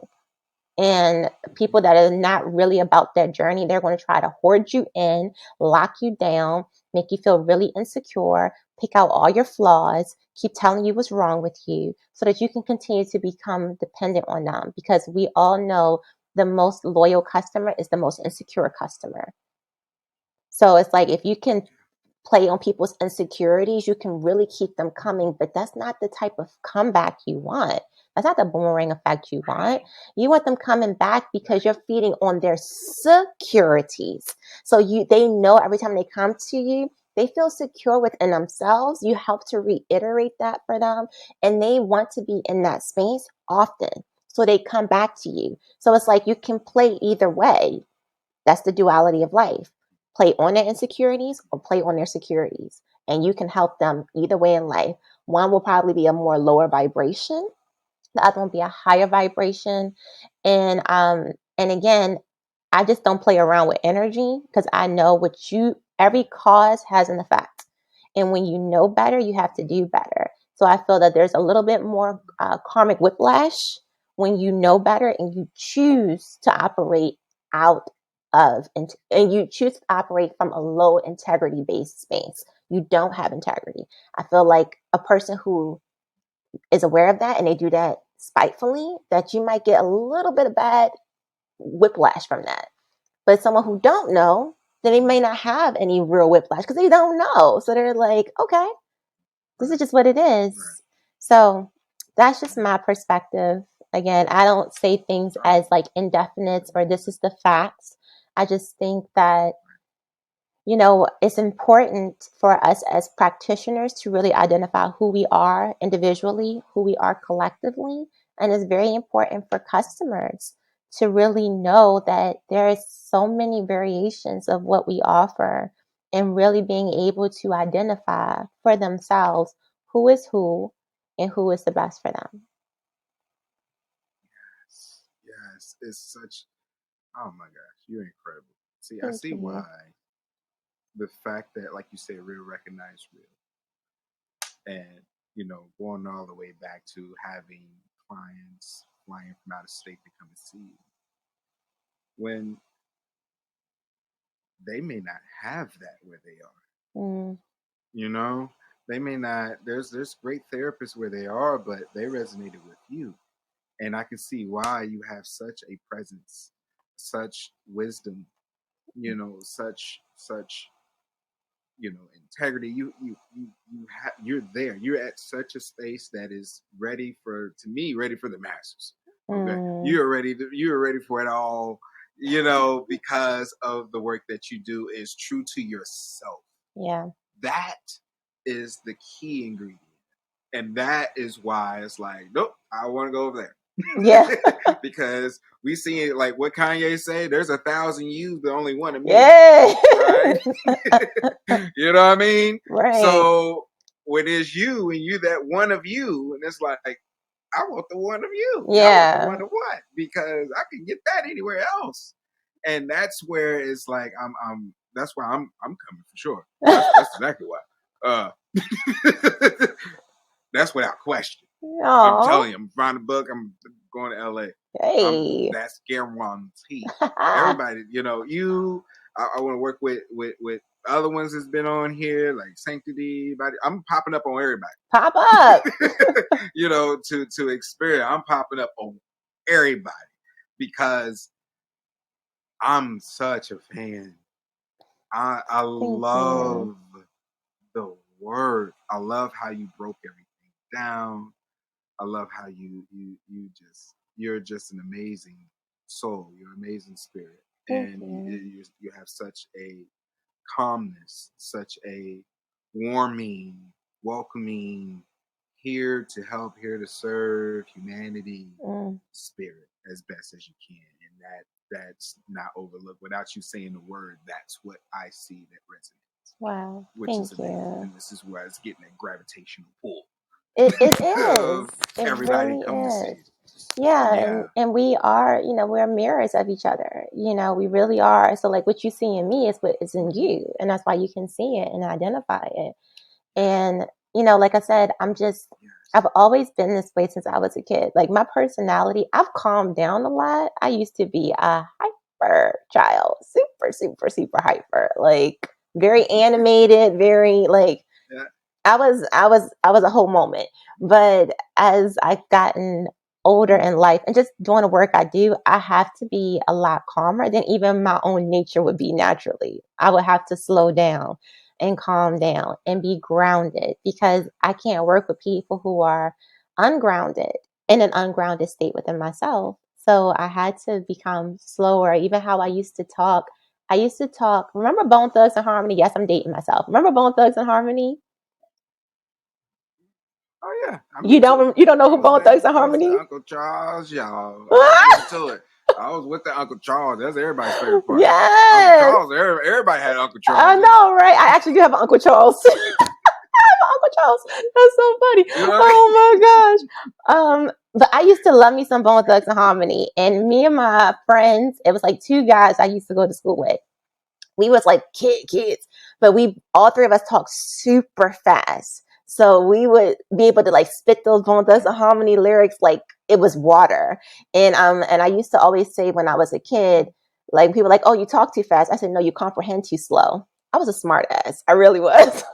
I would just I mean? be a little sassy. I was like I said, I was very.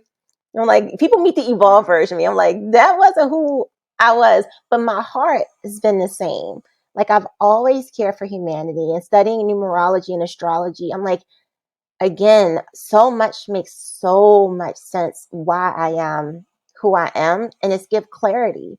And it's not saying we have to be stuck to our zodiac Yeah. expressions or stuck to our aspects or stuck to our numerology. Can you ascend beyond those things? Yeah. Can those things no longer influence you? Absolutely. And it just gives you a really great blueprint of what your soul chose this lifetime to experience. And because of free will, we can choose to stay in that experience or we can create a new experience. But at least if you know what you're working with, you know how to get to those experiences with a little less tension and a little more ease. And so it's a reason why people feel very comfortable around me. It's a reason why I can go into these dark, mystical spaces in a very graceful way. Because again, the influences within my chart, within my numerology, I have a lot of leadership ability. I have to work in a space of integrity because I have the ability to deeply influence people. And I know that. So I choose to use it in a way that can influence people to be the best version of themselves versus influence them to do what I want them to do. Because again, that repercussion of that uh, non-integrity oriented manner is going to just whiplash back at me. I know that. So I don't play those games. And that's why I am who I am. That's why I work with my hands. It's like I start to really dissect myself. Like that makes sense. That makes sense. That's why I'm really passionate. That's why I'm really this. Like you learn these things about yourself, and you really see the story, and then you can see the story in others, and you can help people to utilize something like numerology, astrology, the human design. That's what you were sharing about too, right? Is it called human design? Something design. Mm-hmm. Um, Mm-hmm. Well, yeah, and it's human design that has like the different channels. And well, I don't want you to lose your thought, but yeah, yeah, human design. but human design, you know, Ayurveda, Chinese medicine, like there's so many like categories of ways we can honestly just learn ourselves, and all of it has truth.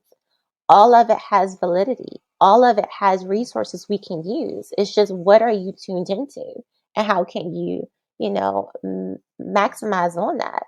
Like when I work with my clients, I am looking at their name. I am looking at the day they're born. I am, if they know their rising and their moon and their, obviously their sun sign, most people know their sun signs, then I want to go a little deeper in there if they're open. I have conversations. So I'm basing it off of not only what I'm physically seeing, but what I'm seeing written on paper as well. I don't have the electronic sign in thing. I'm not there yet. I might have to get you to help me with that. But my clients do have to fill out paperwork. I got you. I got you. So I'm not there Yeah. yet, but maybe I might get there a lot sooner than later. Fine. You But know, needless to say, yeah. Anything you need, I got you. You I just let me know. appreciate it because I will need help with that. But needless to say, I really I look at everything, and I always tell clients, and I'm about to snitch on myself. Oh, I'm about to snitch on myself. If you want to know the truth about someone, look at their feet and look at their butt. Hear me out. The feet are the most hidden aspects of who we are.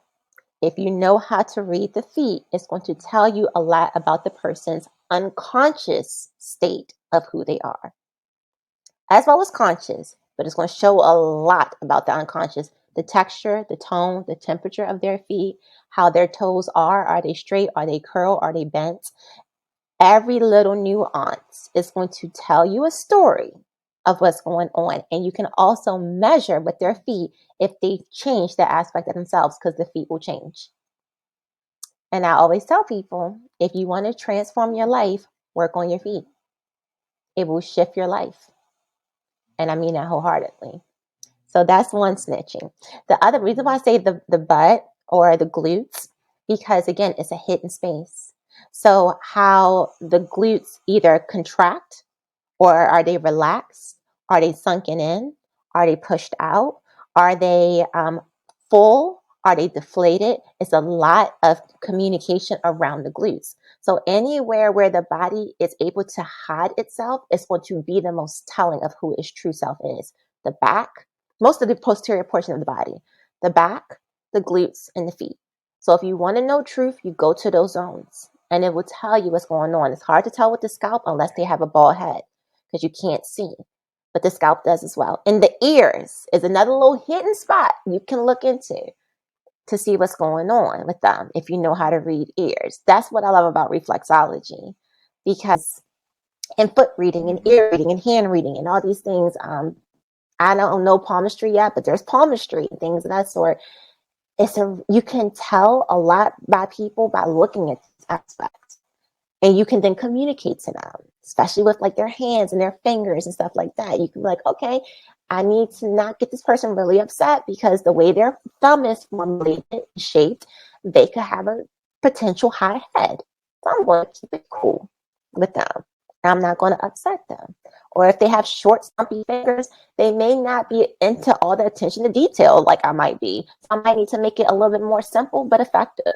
It's just like you look at things, if they're like this, like really concave, it could be, yes, they're on a computer a lot and they, type and things of that sort. And it could be that maybe they've had some type of heart break and they have a heart wall and the wall has become so pushed out and so that they can't get hurt again. So they round themselves more and more forward to protect their heart from being exposed. So again, just trying to like pop them open and do all this stuff and not considering the fact of why their shoulders are rounded like that and the psychosomatic component of it, you can create more body armor on them because you are trying to push them out of a pattern that they are holding themselves into for safety. So when you are moving them out of these patterns of holding, you have to move with the tissue in a very delicate way, in a very like sensory oriented way. So the tissue knows it's not on threat and then it can move out of that space, even if it's for a moment. And you just hold it there out of that space, even if it's for a moment. So they can feel what it feels like to be out of that pattern. And sometimes you might know they take a deep breath in, or they may start sighing. They may start crying. You might, why they're crying? Because they're finally feeling what it feels like to be open, and then you can allow them to even go back into that space because now they have new cellular memory of how it's held. And like I said, with the glutes, when you start working on people's glutes, if they're constantly clenching their glutes, then again, it might be something unconsciously around their safety. Their ability to create or not create, their expression of sexuality or not. Have they been sexually assaulted or sexually molested? That can also communicate how the hips and the pelvis and the glutes are holding themselves. And they'll start to shape it. It's a whole thing. And I always tell my clients when I'm having these conversations with them, I'm not looking at their body in judgment. I'm looking at their body in a space of observation. So I'm observing why the body is doing it this way, how it's holding itself, so that we can have a conscious dialogue of bringing you into the awareness of what your body has already been aware of for a long time. And so now through conscious dialogue from a space of observation, you're able to be comfortable with working out of these things because I'm not judging you off of this. I'm bringing awareness to something that has brought awareness to me. And so it feels different within the person to move out of it because they don't feel shamed. So again, like really big on how you perceive it is how you receive it. So if they perceive it that it's not a threat, I'm not insulting them, that I'm not looking at them naked and like, why are you at this act? Like, no, it's more so, okay, so why are these pustules like building up on the upper back? Why is it not in the middle of the back? Why is it not on the lower back? Okay, so what does the upper back represent? Or the weight of the world in the shoulder. So what are you shouldering through in life? So it's like I'm literally coming from that. So why is this? Or why is that? Or why is this? Or why is that? Why is this? Why is that? Going back to astrology, I have a ton of Mercury influence in my chart. So again, a ton heavy influence of Mercury. So that's again why I'm big into communication, clear communication, how I communicate, because that's just who I am. So again, it really helps people to move out of these patterns. And that's when you can have these, what is appeared to be miraculous breakthroughs. Because not only does a person become aware of this, they're ready to shift it, and they're ready to shift it with love. So the impact could be deeper and more fulfilling. Yes, with love. And I noticed, is that 33 around? Is that 33? Oh no, it's Om. But everyone thinks it's 33. It's Om. Okay, because then I was like, you got any numerology? I definitely have. It's very interesting. I have my name, my biological name is Tamika Cook, right? So that name adds up when she reduced it to like that's a different numerology, right? However, Tammy Cook actually adds up to 33, and that's what I go by. Somatichealings is 11. That's what it reduces to, an 11. And the somatic alchemist is 77. I did not do this intentionally. I had no idea. I started going by Tammy Cook because it was actually kind of a like an unfortunate situation. But when I started in the industry out here, not back home, but out here, I was working at a high-end space, and the woman came in and it's like, okay, your therapist is ready for you. I was an esthetician at the time, and they said my name, Tamika's ready for you. And she put her hand on her chest, and she was like, Tamika, oh, what happened to the nice blonde girl that I had last time? Most people probably don't know why I even go by Tammy Cook. My coworkers know at the time, but most other people don't know why I go by Tammy Cook. So I was like, and when my friend told me that, I'm like, okay. And in my other spas I worked at, because I had many jobs, unfortunately, at the time, I was like, so is my books low because I'm as a therapist, or when people are calling in asking for therapists, because they give our names. Such is available at 2 o'clock, such is available at 4 o'clock. Da, da, da. I said, so are they being turned off by my name? And they don't want to book with me because they have a perception of who Tamika is. And so I sat with it, and I was like, I could either rock with it, or I can see if it makes an impact, if it makes a change. So I was debating between either going by Nikki or Tammy, because my middle name is Nakia. So I was like, either Nikki or Tammy. And I was like, okay, I'm going to try Tammy. So again, I just dropped the KA, and I just went by Tammy Cook instead of Tamika Cook, which you not believe that my books started getting crazy. Oh, I already know. I can imagine. I see that. I saw that a mile away. I said, I bet you. I was like, I knew exactly where you was going. Okay. And again, when people would see me, I never had a client really have issues with the physicality of who I was. I didn't have locks at the time.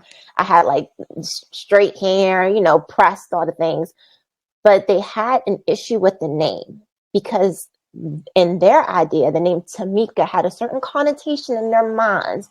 So when they heard the name Tamika, they automatically thought they knew who I was. But if they would see me, they would have no issue with it. So again, perception and reception. And I remember a lot of my coworkers were upset, especially my white coworkers, that I switched my name to Tammy. They were annoyed. They was like, "Why are you going by Tammy?" And I was like, ask your people why I'm going by Tammy. And it was like, are you kidding me? I was like, ask them. They got Tamika. And so they was just so upset because they're like, are you kidding me? Like, you're amazing therapist. And I'm like, yo, check it. This is the world we are in. This is a reality. I was working in Beverly Hills. I'm working in Los Angeles. Again, it's everything. Everything is about perception. Everything is about how you look and how all the things. So again, and it just wound up sticking. But like I said, interestingly enough, Tammy Cook adds up to the number 33.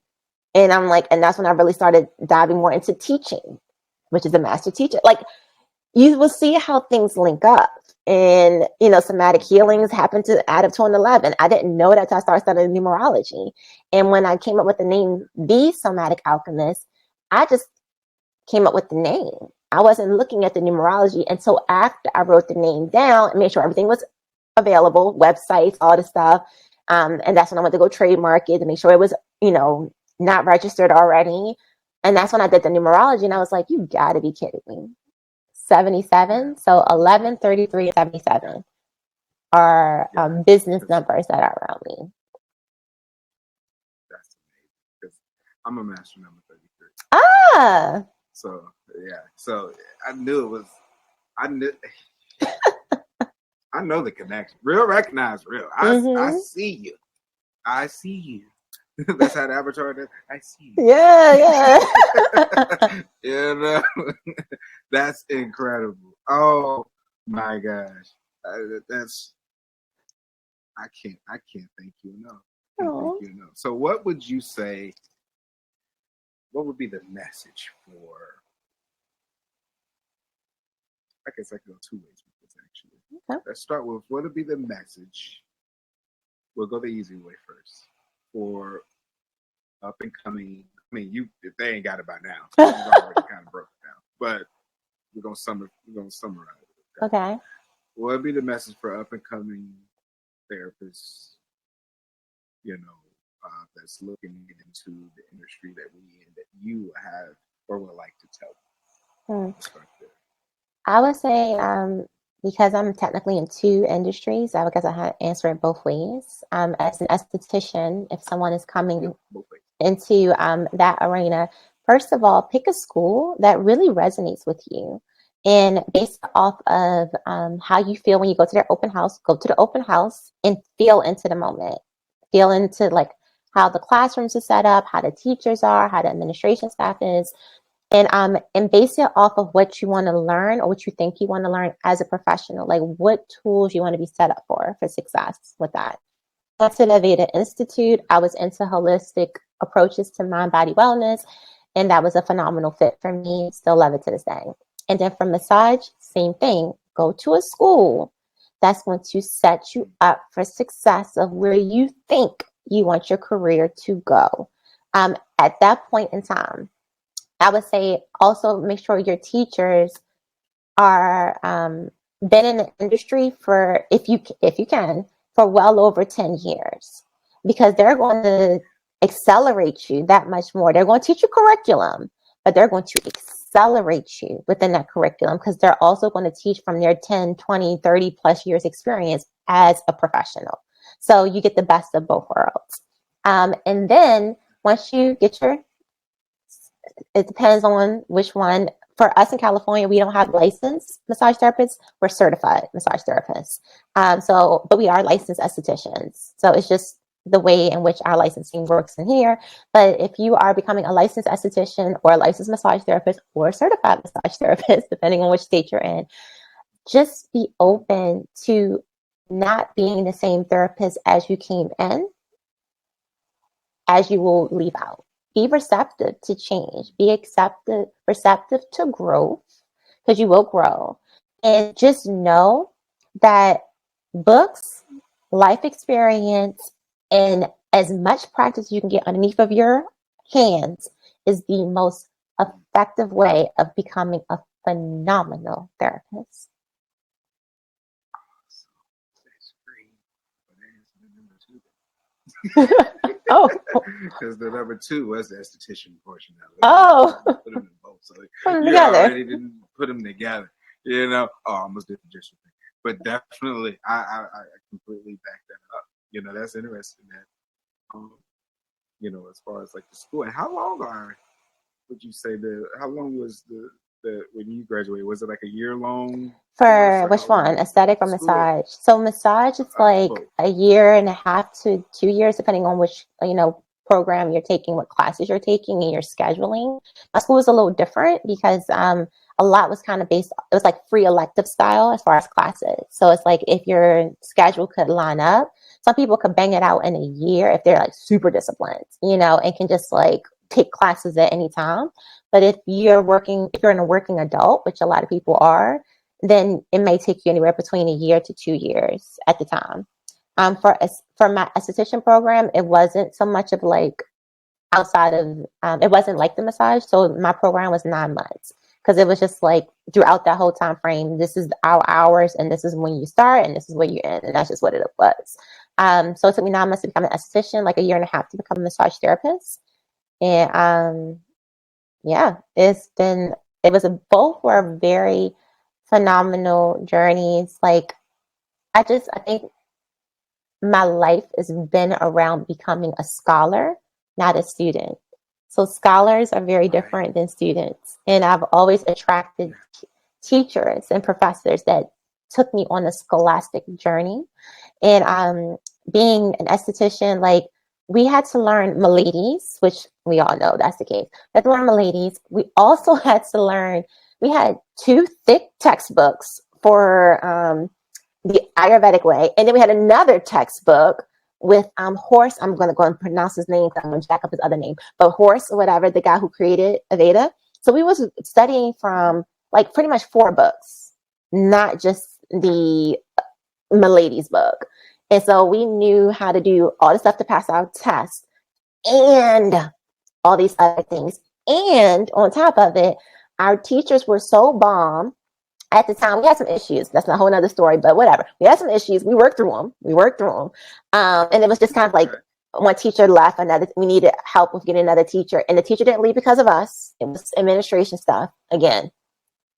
But she was great. And what she started us with was like literally teaching us modalities that we would never have learned solely at the Aveda Institute.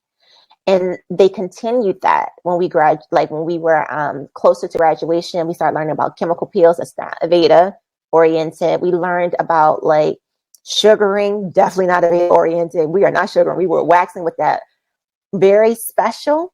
And if that wax is still the same, you know what I mean by special wax at Aveda. And if you could wax with that wax, you could wax with any wax. So that was, yeah.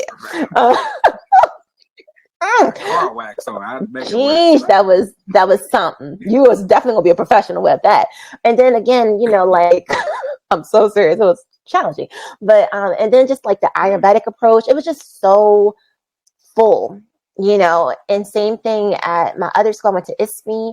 At the time, it was just very like again holistically oriented. You're going to learn about like the real technical things, like deep tissue Swedish, sports. Very practical. And then we would like do like sensory repatterning, craniosacral therapy, polarity, cellular recall, like all these different other things. And you're like, foot reading, this, that. And it's just like, I'll take that. I'll take reflexology. I'll take this. I'll take that. Like, and so we would take all these different things to become a very, vast oriented therapist. So it's kind of like you said, when you're in the kitchen, you got the pots, the pans, but like how you cooking?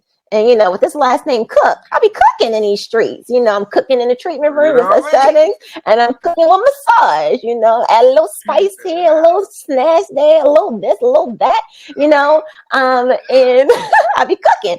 And I really enjoy, I know, I was like, when you said, I was like, oh my gosh, it's like such a play on words. But it really does make you a dynamic therapist. And initially, when I left school, you could not tell me as an esthetician I would be working in a medical field, which I did. And I would be working with chemical peels and, all these like intense treatments and all the things. And I did. And it honestly did not bring me joy. And that's why I no longer wanted to work in those environments, because the pay was insane for some of the treatments I was doing. And when I say insane, I mean like, I won't even mention what I would make with some of those treatments in an hour. But let's just say it will blow your damn mind. And I walked away from it because it brought me no joy. It brought me no joy. And so I just was like, I can't do this. I don't want to just, slap a pill on someone or stick machines on someone and, freeze their fat or things of that sort. Again, these are really phenomenal tools and resources. It's just not my tool and it's not my resource. And it's not why I'm put here to help people with. I'm here to help people in their journey of becoming whole. And I feel sometimes in the medical world, it's so much separation, it's so much nitpicking, it's so much looking at our flaws instead of looking at our potential. And I just really wanted to be an embodiment of the representation of holistic, truly, every aspect of it. And again, I'm not opposed to women getting like, their fillers, their Botox, their BBLs, and all those things. They go for it, girl. Do you, girl? And however, and this might be a little bit of a sensitive topic, but I have to be honest with it. As women, we always are pushed into an idea of beauty, whether we push it on ourselves or we push it onto others. And when it comes to beauty, how can we celebrate a woman that had the resources and the connections to transform themselves using artificial means to do so? And even if it is natural, it's not natural in the sense it's how you're born. And have that be a representation of the standard of beauty. And when you're a woman who haven't gone through those things And you look to a woman that may have not also gone through those things, and now you're judging yourself negatively because you're looking at something that's not real as a form of beauty.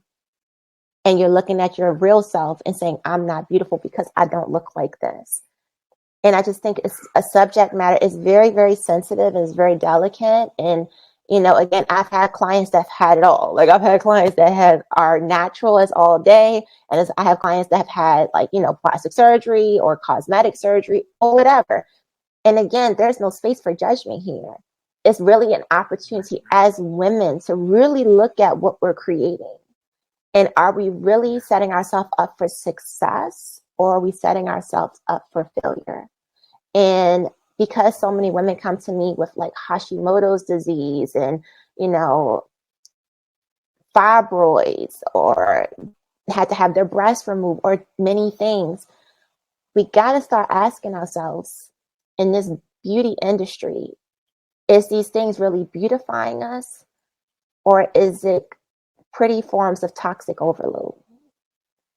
And, you know, again, I think it's an opportunity for us to look at beauty from really different standards and not base an everyday beauty off of a beauty that is cosmetically altered and feeling less of yourself because this person chose a path to make themselves beautiful, probably for work, because again, the camera eye is very different than the human eye, but probably for work, and probably because, you know, they had to look a certain way for a role, you know. And it's like, but we're not characters in everyday life, and we're not playing a role. But why are we putting ourselves in these predicaments that some women are actually not only being harmed and hurt, but are also losing their lives for these procedures of perceived beauty? And, you know, I said earlier, like, why I kind of changed my role as an esthetician. I had to really start looking at beauty differently, even within myself. And so I don't think I'm better or worse than anyone, but that's a reason why, at least now, you know, I choose not to do anything as far as cosmetically to my face. Like I haven't done any fillers or Botox or anything of that sort, because I want to really step into the space of loving myself and accepting and working with the reflection I see looking back at me at the mirror. And maybe, like I said, maybe that's easy to talk from with someone who's not like 50 plus or 60 plus, like I said, you know, and it's not getting stuck because the universe has a funny way of making me eat my words. That's why I said, like, you know, I have not yet. And it's not because I intend on it, but because I also know that things happen. And so when you get into a heavy judgmental space, you can be pushed on the other end where you will get those things. And now you have to look at it from a different lens. So I honor the people that get these procedures and these things to make themselves look good so that they can feel good. And I really welcome us the opportunity to stop being so dependent on those things as a form of beauty expression, and really seeing, like, are these things affecting our health and our well-being? And is it really worth it? Is it really worth it? And is there another way that we can be the best version of ourselves? So, yeah, like I said, I know it's a sensitive subject, but it's something I do feel passionately about, and I love to talk to women about, like, really loving ourselves. And that's why I'm big on massaging your face every day, or, you know, getting facials. Yeah, you can wear makeup and things of that sort. Like, I'm a former makeup artist. Come on, like, of course, but I don't, you know, like, I was a makeup artist for many years, but I also don't feel that we should be, again, like, applying makeup so much that you don't even look like yourself at all. Like, you just look like you're trying to be someone else. And that's the thing with beauty. If you look at a lot of what people are trying to mimic as beauty, is wrapped around a very handful of people. And that's low key disturbing. So it's like, you're getting surgery to look like someone else. Like, what? Whereas I knew this woman who, she had a lower bluff done because she had really insanely, like, puffy eyes. She probably didn't know that that's a reflection of her kidneys at the time, but she had these really insane puffy eyes, and it was really intense. And I would have never known she had surgery. But when I saw, she showed me her stitches mark, and she showed me her before picture, and I was like, wow, that's insane. And she looked honestly phenomenal afterwards. And I'm like, I mean, she looked 20 years younger. And she wasn't doing it to look young. It was like literally her under eyes was out to here. Like, can you like out? I'm not being sarcastic. It was crazy. Um, so like I said, stuff like that, I get. She wasn't coming from it. Like she still looked like a regular everyday. You would never know. You would never know. But I think that's the beauty of plastic surgery. But we've kind of inverted it and we've kind of perverted it. And now we're trying to literally look like the same person, like clones of a person walking around. The only difference is the skin tone. That's a little, so I think we can, if we choose, we can be better, we can do better. And I just think women, being a woman, and that's my calling to, in addition to helping my men, because I love helping men and I love working with men, I have a deep, deep soul connection to really helping women and helping us to really step into the essence of authentic beauty and celebrating our uniqueness and how we're shaped and how we're formed, and literally enriching those aspects of ourselves so that we can radiate in a way that we just are emanating essences of a divine spark in the flesh.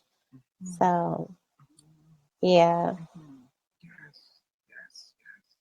Yes. That's an amazing message. I'm glad you went there.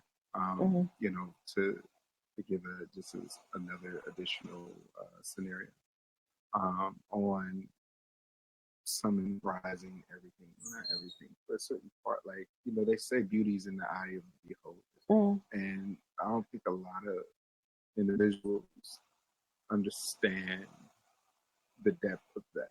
Yeah. That's basically, it's not, oh, it's the way I am. Yes, it's the way you are, but that's like the doorway. It's so much deeper. It's your spirit. It's your soul. It's your connection with you. Like real, recognize real. Going back to that, just a brief moment. Like if you are completely the best version of yourself, you've done the work. You're radiating. You're giving this energetic radiation of I'm good and I'm happy with who I am as a person. That attracts more, others. We keep it there. Yeah. That attracts more others than the turned heads you do, because at the end of the day, you can only see so much. Yeah, of course, she got BBL or whatever. Yeah, but so does a lot, thousands and thousands, if not millions, other women too. Yeah. But what you can't put surgery on, what you can't just go by, is who you truly are. Right. Being happy with yourself. And going into the men like authenticity. We like who you are. Your character. Yeah, the BBLs and all that stuff can get our attention. You can get any man you want, but you have trouble keeping him because of who you are. You didn't work on that. You work on the outer shell. That's like you got this clamfish. Yeah, you crack that, but there's only one bite and it's gone. It's gone. There's not a forever. There's not a forever. There you go. There's not a forever maintaining, and I think we focus so much on the attention. We focus so much on the attraction versus the maintaining the forever well of the divine feminine. Like the life, like giving life. People don't even know about that. They're like, when you said divine feminine, I know exactly where. Because it's a different energy, and again, I think some people go extreme, like, again, some people can go there, where it's like, I'm not wearing no makeup, I'm not doing this, I'm not doing that, I'm not wearing no perfumes, and I agree with all that too. And again, because so many of us has already gone on this journey, we create solutions to the things we used to love, and we bring it in a way that's actually helping us and taking care of our natural makeup, so it doesn't distort our organic nature for just, again, something very fleeting, and that's why I made a skincare line. That's why my skincare line is all natural products. That's why I made an organic perfume. I love to smell good. Like, yes, I want to be able to embrace someone and they're like, you smell good, instead of like, embracing them with the essence of a little too much nature. You just balance. And because of that, again, I'm not a person who come from a space where there are some women who are absolutely like, I mean, all natural. They don't shave their underarms. They are, that's a different type of natural. There's levels to everything. I'm all about enriching your natural self as much as you can before we go into injecting foreign substances into ourselves, especially if it's not for work. I'm not trying to give people a pass who's like in the industry, but real talk, that's their work. And they need to look a certain way on film. That's what they're signed up to do. Everyday person, that's not your job. Same thing with us as massage therapists. Like, you might want to make sure your hands are soft. You might need to take care of your hands as a massage therapist. That's our job. So we have to be the best version of ourselves for our job. So we can't keep comparing ourselves to a celebrity who gets paid millions of dollars to look a specific way. That's their job. That's the difference. That's why I'm like, it's not real. I'm not saying that they do that and they're not real, but that's not real. That's TV. They have to put this on for their work. This is their job. This is what they get paid to do. That's their livelihood. Basketball players, all the things. Your craft is your craft, and you do everything you can to maintain the craft. Should that be the case? No. But again, if you worked on set, I can't front. How the camera picks up a person is very different how the naked eye picks up on person. Everything has to change. Mm-hmm. It just is what it is. But again, an everyday woman trying to look like a very specific woman and I'm not going to say this person because I'm not going to give that person energy, not in this space. But I think we are aware of a person who has made a huge influence of this upgrade of lip injections and, BBLs and all this contouring and warping of the body to be beautiful. And now people coming out, even some celebrities coming out, getting that stuff removed from their bodies. Like, I'm removing my implants. I'm removing this. I meet them all the time who have suffered deep health illnesses because they had implants. Mm-hmm. And they remove the implants and their illnesses go away. We're not talking about that. And I have several clients, not just one off, no, several who are connecting things. Is this brain fog they're getting? Is this from all of the Botox they've been getting? Is this why I got all this brain fog? Like, this stuff hasn't been around long enough to really be studied to even know if this is even truly in harmony with our energy, within our beingness, within our cellular makeup. We find out years and years later, as women keep having all these health issues, that maybe the things we've been doing over the past several years are causing us more harm than good. So it's a passion of mine to really help people and help women to really redefine our beauty, take care of ourselves, like really take care of ourselves, massaging our tissue that gives your tissue more glow. Dry brushing gives you more glow. Doing the internal work gives you the glow. Like, these are organs. These are organs. So when you take care of your organs, it's going to show up on your face. It's like kind of that simple, and it's kind of not that simple. That's why when people go on a vacation, they glow when they come back because they finally got rest. So, yeah. That's amazing. Exactly. We have to learn to love ourselves and do the work. Like, for prime example, to go back to that, I have a client that comes to me, right?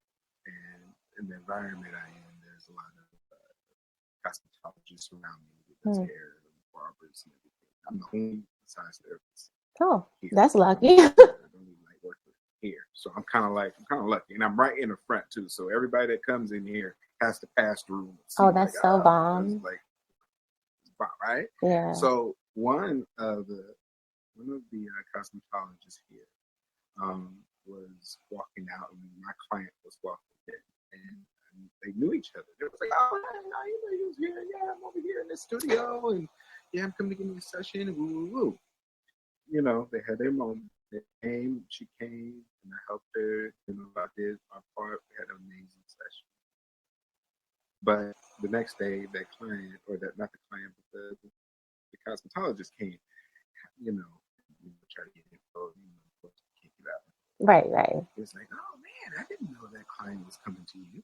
Mm. It's like, yeah, that person's been coming to me for several years. And she was like, oh man, only if I can get her to get some extensions or to do her hair or something. You know what I mean? I'm like, mentally, I'm like, oh, I want to get into it. Yeah. But mentally, I was like, you're comparing her well-being with hair. Is that what you're doing? You know what I mean? And it's like, I'm not saying hair is not important. I understand that. I'm not knocking anybody's industry and what they do. But I help her. I hope deeper than just relaxation. This is deep work that we do. It's not just, it doesn't stop at the body. And she values that more than she can, to her, do her own hair. But she values that more than just getting some extensions, and that's why it is who it is. I didn't tell her all this. Right. But it's like there are individuals out here that understands exactly what you just said. Being and doing the work, going to work out, doing everything of being the best version of themselves, because there's only one them. Right. And now that they're coming out and, they're not BBLs or not, and all this other stuff, they're like, they were thinking about it before, but now they're like, nah, I'm going to just go work on me. Yeah. It's just beautiful because I see it and I hear it here. And then you have sometimes, I understand the business and trying to make money, but, you can't really compare that with hair extensions, no offense. You can't go in and compare because it was what's happening is well-being versus image. Yeah. And like I said, that's the battle. It's tricky, and I just think like as women, it's so much, and it's unless you are a woman, you have no idea what we go through, like the deep mental internal battle. I've lived. I promise you, and like I said, that's not. I'm not coming from a space of a judgment. If things didn't work out, if my guys wasn't literally like karate chopping and blocking things coming my way, I would indefinitely have fillers. I would indefinitely have Botox. I would like these are facts. It wouldn't even be a thought. This is a fact. I would have had these things. I would have had breast implants. I had it. And so I really, really get what it was honestly through grace that it seemed like these things start falling apart. Things wouldn't just happen. I'm like, why not? I want this. I want that. And it just now I'm telling you, I'm a Libra. Okay, Libras are really big on aesthetic stuff. I'm saying, but it was kind of through grace. Just like it was through grace that it didn't happen, and that's I'm gonna say that's all it was. Like in the low, like disregarding it, but honestly, that's all it was true grace that these things did not unfold. Because my guys and my higher self was like, absolutely not. No. Your mission is way bigger than this. And so again, if I would have had those things based off of how I'm being used, how I'm being expressed as a soul in this vessel, how would my impact be having those conversations with people if I had all those things? And was in that embodiment, it wouldn't be as authentic. Because it's like, well, how are you gonna talk to me about accepting myself and you just get all this work done all the time to look like the best of yourself? Like how can you relate to that? How can you tell a woman, you don't need big boobs. It's okay. You can have small ones and you can celebrate that. People like it. You should love it. It's all good. And it's like I have like C cups. Like, you know what I mean? Like it's just that I got implanted inside of me. It's very fun, sensitive subject matter, but it depends on your mission as a being. And my mission as a being is to reflect as organically as I can the essence of nature. How can we be just amplify who we are. Like, okay, like me, my hair didn't come crinkly like this. I had my two strand twists and I braided it out. Got my eyebrows still thin because I ain't hardly got none. Don't judge me. I don't care. But it's like certain things I know I don't have, but I'm like, okay, I can just be a little bit of a better version of myself. We've been wearing, head wraps, things like these are ancient things. Like, this goes back to Kemet time. You saw, Egyptians with their eyes done up and things like this is very much so aspect nose rings, like, like jewelry. Like these are embellishments of our essence. And so again, I don't think women should be just raw. You can be, but that ain't my calling. But like that ain't my calling. But I think some women can do that. And again, it's the excessiveness because then you become dependent. And from a fascial and a muscular standpoint, if you look at someone who start getting fillers too early and Botox too early, and then they get older, their face never settles properly, and then it just kind of drops. So it's like this heaviness in the face because as we age, especially as women, the structure of our face continues to change. So you're working with a structure that's already young and well structured, and you're creating a structure over top of that structure. So then as you get older, that structure starts to collapse, and now you have a bigger collapse because you have structured something over a strong, solid structure already, if that makes sense.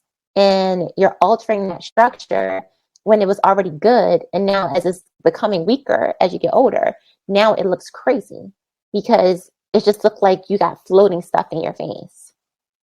Or now you have to get a facelift because you've been getting Botox for so long. Now you have atrophy. As massage therapists, we get atrophy. So the face muscles work together as synergy. So when you start to make one weak intentionally, it's going to weaken the whole facial expression. So now the muscles aren't able to do what they're supposed to do. Now you're going to have to get them surgically lifted more so that the muscles hold a different space in a different place because you've collapsed it, you've made it weak. So again, it's not that I'm opposed to these things. I'm looking at from a structural standpoint. And muscularly, we can lift these things up higher. So I'm like, I'm all about it. If you want to do it, if you're a woman, can we at least wait till like, depending on your ethnicity, 40, 50, 60 before we start going into that route? Because then you have some fly old women. Like, dang, grandma, you're looking snatched, grandma. Like, it will I think translate differently too. But you got all these young girls looking like one person or two people, and it's just like, really, really. So Yeah. What's that movie in Kevin Hart? He was like, "Are you getting on my mouth?" No, no. right, like hot how to be a man or think like a man in the movie when he was like, I didn't even want to be here. I was going to be at the strip club. I got ones and somebody's going to get them. Yeah, right. Yeah, no. I think it'll hit different. Like, oh my God, she's I think like I said, I just think it's sexy when women are like 50 in their 60s. They're like fly, their hair is done, they're like they just are well put together. Like I'm all about that. Like I said, I'm not that type of natural where I'm just like, freeing things to that extent, like, letting the underarm hair go, let that bikini line hair go all the way out. Like, not there, not there, not there. So, but yeah, I think there's levels to everything. And like I said, ladies, I hope you know I am not judging. I am not saying that what you have done is wrong. What I have done is wrong. What I've done is right. What you've done is right. These are all choices and these are all options. I just want us to realize and try to realign with embodying our full essence, because if you do like men, men are going to just follow suit anyway. So they're just going to be like, okay, whatever you like, I like, you can do that. That's great. Like, men are a little different when it comes to that. So are we really doing this for men? And if you like the same sex, that's going to be different because women like things aesthetically differently than men do. That just is what it is. But when you're doing it for anyone else except for yourself, truly doing it for anyone else, because you think you want more attention, because you think you're going to get more status, when those things leave you, it's going to make you feel way more empty and a deeper void than you've ever experienced before when you're doing it to seek approval of anyone else except for yourself. And that's when the guilt and the resentment is going to sink in a very heavy way, and it could transform into deep depression. So, again, these are things I work with clients with. I'm not here to judge. I'm not here to make anyone feel sad, mad, or disappointed. The choices we make, we move how we move in the time we move because all moving. And once we're able to move out of that, we can make better decisions on how we move, and we can move differently, and we can help another to move into better spaces within ourselves, within ourselves, and with one another. So all love. All love. All love. Oh my goodness. The knowledge, oh, the wisdom. I hope y'all learned so much. I hope y'all need y'all know this. Y'all need to write down all these notes and just journal. This is like a journaling episode to really give you the information, the stories, the examples, the analogies, and everything to really look within and see, are you really being the best version of yourself? Are you even aware of even working on yourself? Are you aware? Are you even on a journey at all? Are you just, is it a day to day to like to see where you are? Check in with self. Check in with self. Because as I continue to come across amazing therapists, just like Tammy with the somatic healing. And, further episodes to go back. Y'all can watch them as well. That we are here, healers, light workers, energy workers, therapists, massage therapists. We are here to help. Mm-hmm. We are here to stand aside and to help you to get to wherever you're trying to go. Yes. It's much deeper than just a massage with the work we really and being able to stand beside and work with and unblock lives here. Tammy broke down so many things of, how she sees things and, there's similarities and how I be seeing things. We all ask questions. Why is this here? But that's us talking to us to try to figure out where do we need to be. And, like for, a good example, going back to sanctity massage, just like what's causing this? What's behind that? Is there trauma? Is there this? Is that? Like it's all about what's the cause that led to our body to respond in posture or to adhesions or whatever. Right. It's like there's reason behind everything, which is way deeper than just you have a muscle out. That's just the reaction of what have already taken place. Right. That wasn't addressed. Yeah. That's if you're even aware that it needed to be addressed. Because we all hold so many traumas, so many, childhood, insecurities, so forth and so fear. All of that plays a part that morphs us physically. Yeah. If we don't address it head on and work towards being the best version of ourselves, to be secure with ourselves. Yes. To stand in our beauty. Our beauty is not externally, it's how we carry ourselves. It's within. Mm-hmm. That's where you can recognize, because it's a frequency. It's a vibe. You have that vibe. Like, oh, you got the vibe. How are you? I'm very well. I'm divine. Thank you very much. Let's go get a milkshake. Yay. Like that connection right there. Oh, that goes further than just, oh my goodness, look how she looks. Yeah. Much further. That's how, if you ladies out there, if you want to keep it, the best thing you can do is be yourself. Authentically be yourself. Because then it's not no bait of catching or trying to catch one or what meets the eye. He's like actually looking within the eye, which is the window to our soul. Yeah. Right? That's the beautiful part. Oh gosh, he spoke so much wisdom, so much frequency. I keep telling y'all, it keeps episodes keep going higher and higher. It's probably the best episode. It keeps all of them is my favorite. I love sitting down with you all. I love all the knowledge. We definitely got to run part 2s and 3s. And 4s. I'm coming out there for sure. Yes. Oh yeah. Not playing. Matter of fact, I'm about to after this. I'm about to look at some planes. I'm about to look at. I'm gonna set something up where I can just pop up. Yeah. You know, and figure all of that out. For sure. Is there anything else you'd like to share with everyone? I'm just so grateful. You gave so much today. Yeah, I'm just honestly grateful. I'm so thankful that you reached out to me.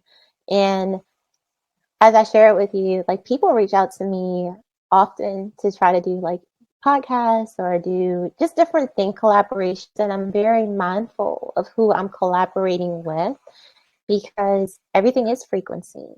And so you have to see where the intentionality of the person that is working with you is coming from. And some of them are really bomb, but it's just something in my spirit that tell me no, even if it doesn't make sense to me. And I'm like, why not? And it's just my spirit be like, no, no, that's not the one.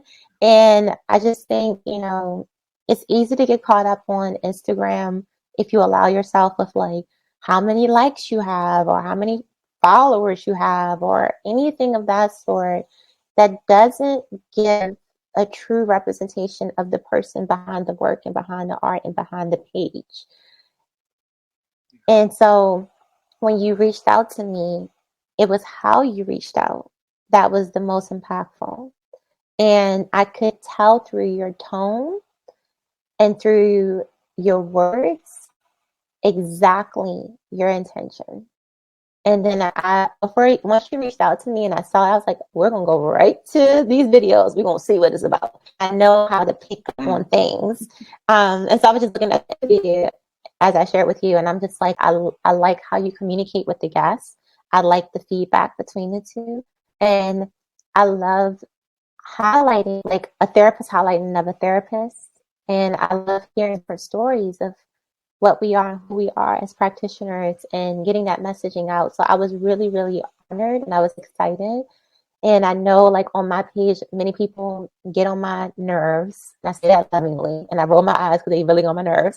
And they'll be like, you need to start having more conversations. You need to start talking. You need to show your face. Because if you look at my page, all you see is my hands. Like I'm always showing my work. And that's my comfort zone. Like I'm not a person who wants to be in front of the camera and talking to people like this. I like to do it in person. I like to connect with people in a more tactile way, but I also know the importance of the connections this way as well. So I'm thankful that you are helping me to kind of push out of my comfort zone. And it's getting a little bit more comfortable for me, but it's still something that I'm not as comfortable with, like having this like virtual experience. But I'm grateful. I'm thankful.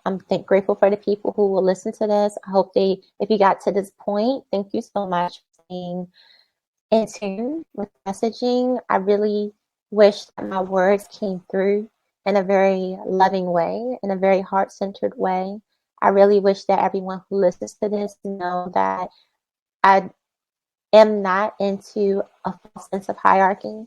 I'm into uplifting everyone. I feel that we all have the potential of being great, and I feel like we should all be highlighted for that. So I'm grateful to be in a space, in a place with fellow therapists like you and people in our industry who not only do the work, but love the work that we do. So I'm just thankful and I'm grateful, and I really hope this help people in so many ways. And if you have any other questions, you can feel free to. I think you'll probably list like all the social stuff or whatever, but you can. Yeah, you can look below.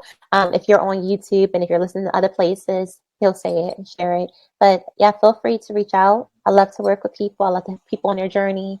And again, I apologize. My laptop died, but I think we got everything. Okay. Yeah. It happens. Oh my God. But definitely, I was like, oh no, yeah. So the definitely of it's such an honor. I can't thank you enough. I can't thank everyone enough, but particularly you for this episode, for you taking out your time out of your busy schedule. Is I know as a therapist, like that's big. That's you Yeah. got to be worth the value to do that. So yes, this is more than I'm coming out there. Yes. I just have to. I'm coming out there. Anybody in Los Angeles, everybody in Los Angeles, forget anybody, everybody in Los Angeles, okay? We can't do the trillions, but Los Angeles particularly, y'all need to be going to Somatichealings off tops. Thank If you you. want healing, now if you're just trying to relax and everything like that, there's plenty of people to help you there. But if Yeah. you're trying to get to the next level, you're trying to go within, you're trying to go deeper, you're trying to get more meaningful and true healing, somatic healing. I stamp on it. I appreciate you. I can't thank you enough. I keep saying it because y'all don't understand how big of a fan I am Aw. of her work. Thank Y'all you. really don't get it. Thank you. And others. And usually, I tell everybody, I'm building this big event. I'm forming the Avengers. You're more than welcome. Your family, whatever you need. Yeah. You got it. I'm coming out there and we're going to continue to build dialogue. And I would love to have you a part of the big mega event that I'm doing. Not really, it's not me doing this, source working through me to do it. I just feel like you said, like something's telling me LA. Well, something's telling me Mega Wellness. Yeah. Yeah. That we're all coming together soon and we're going to shake this world We with need it. real We need therapeutic, it. holistic healing. And you Yeah. are more than welcome. We'd love to have you a part of it as well with all many others of the Yes. episodes that are willing to join. And I got to give you your flowers for being who you are, for looking within yourself, for getting to where you are today. Everything that's in it, from the journey all the way from 5 to now, is one of the most incredible stories because it's you. It's who made you who you are. Yeah. And I love and I appreciate that. I appreciate all the kind words and everything that you have spoken about. Thank you for seeing it and allowing me with this. And like I said, I got your help with whatever. And Yeah. I'm glad I was able to help to kind of get you out here a little bit more. Yeah. I need it. I do need it. Yeah. Yeah. Well, we here for one another. That's what this is. Kind of the mindset is bringing therapists together, like-minded individuals, energy worker healers, us coming together, like back, not necessarily back in the classroom, but coming together to say, hey, you're not by yourself. You got this person. I stand with you. I support what you're doing, and you're not alone in this. We're all in this together to help serve humanity. And there's nothing wrong with having that dialogue and working with one another, visiting one another, and helping, healing one another. It's a together got a task. So such a pleasure and honor having you here. So thank you. Like I say with everyone, thank you. And remember to sink back to yourself.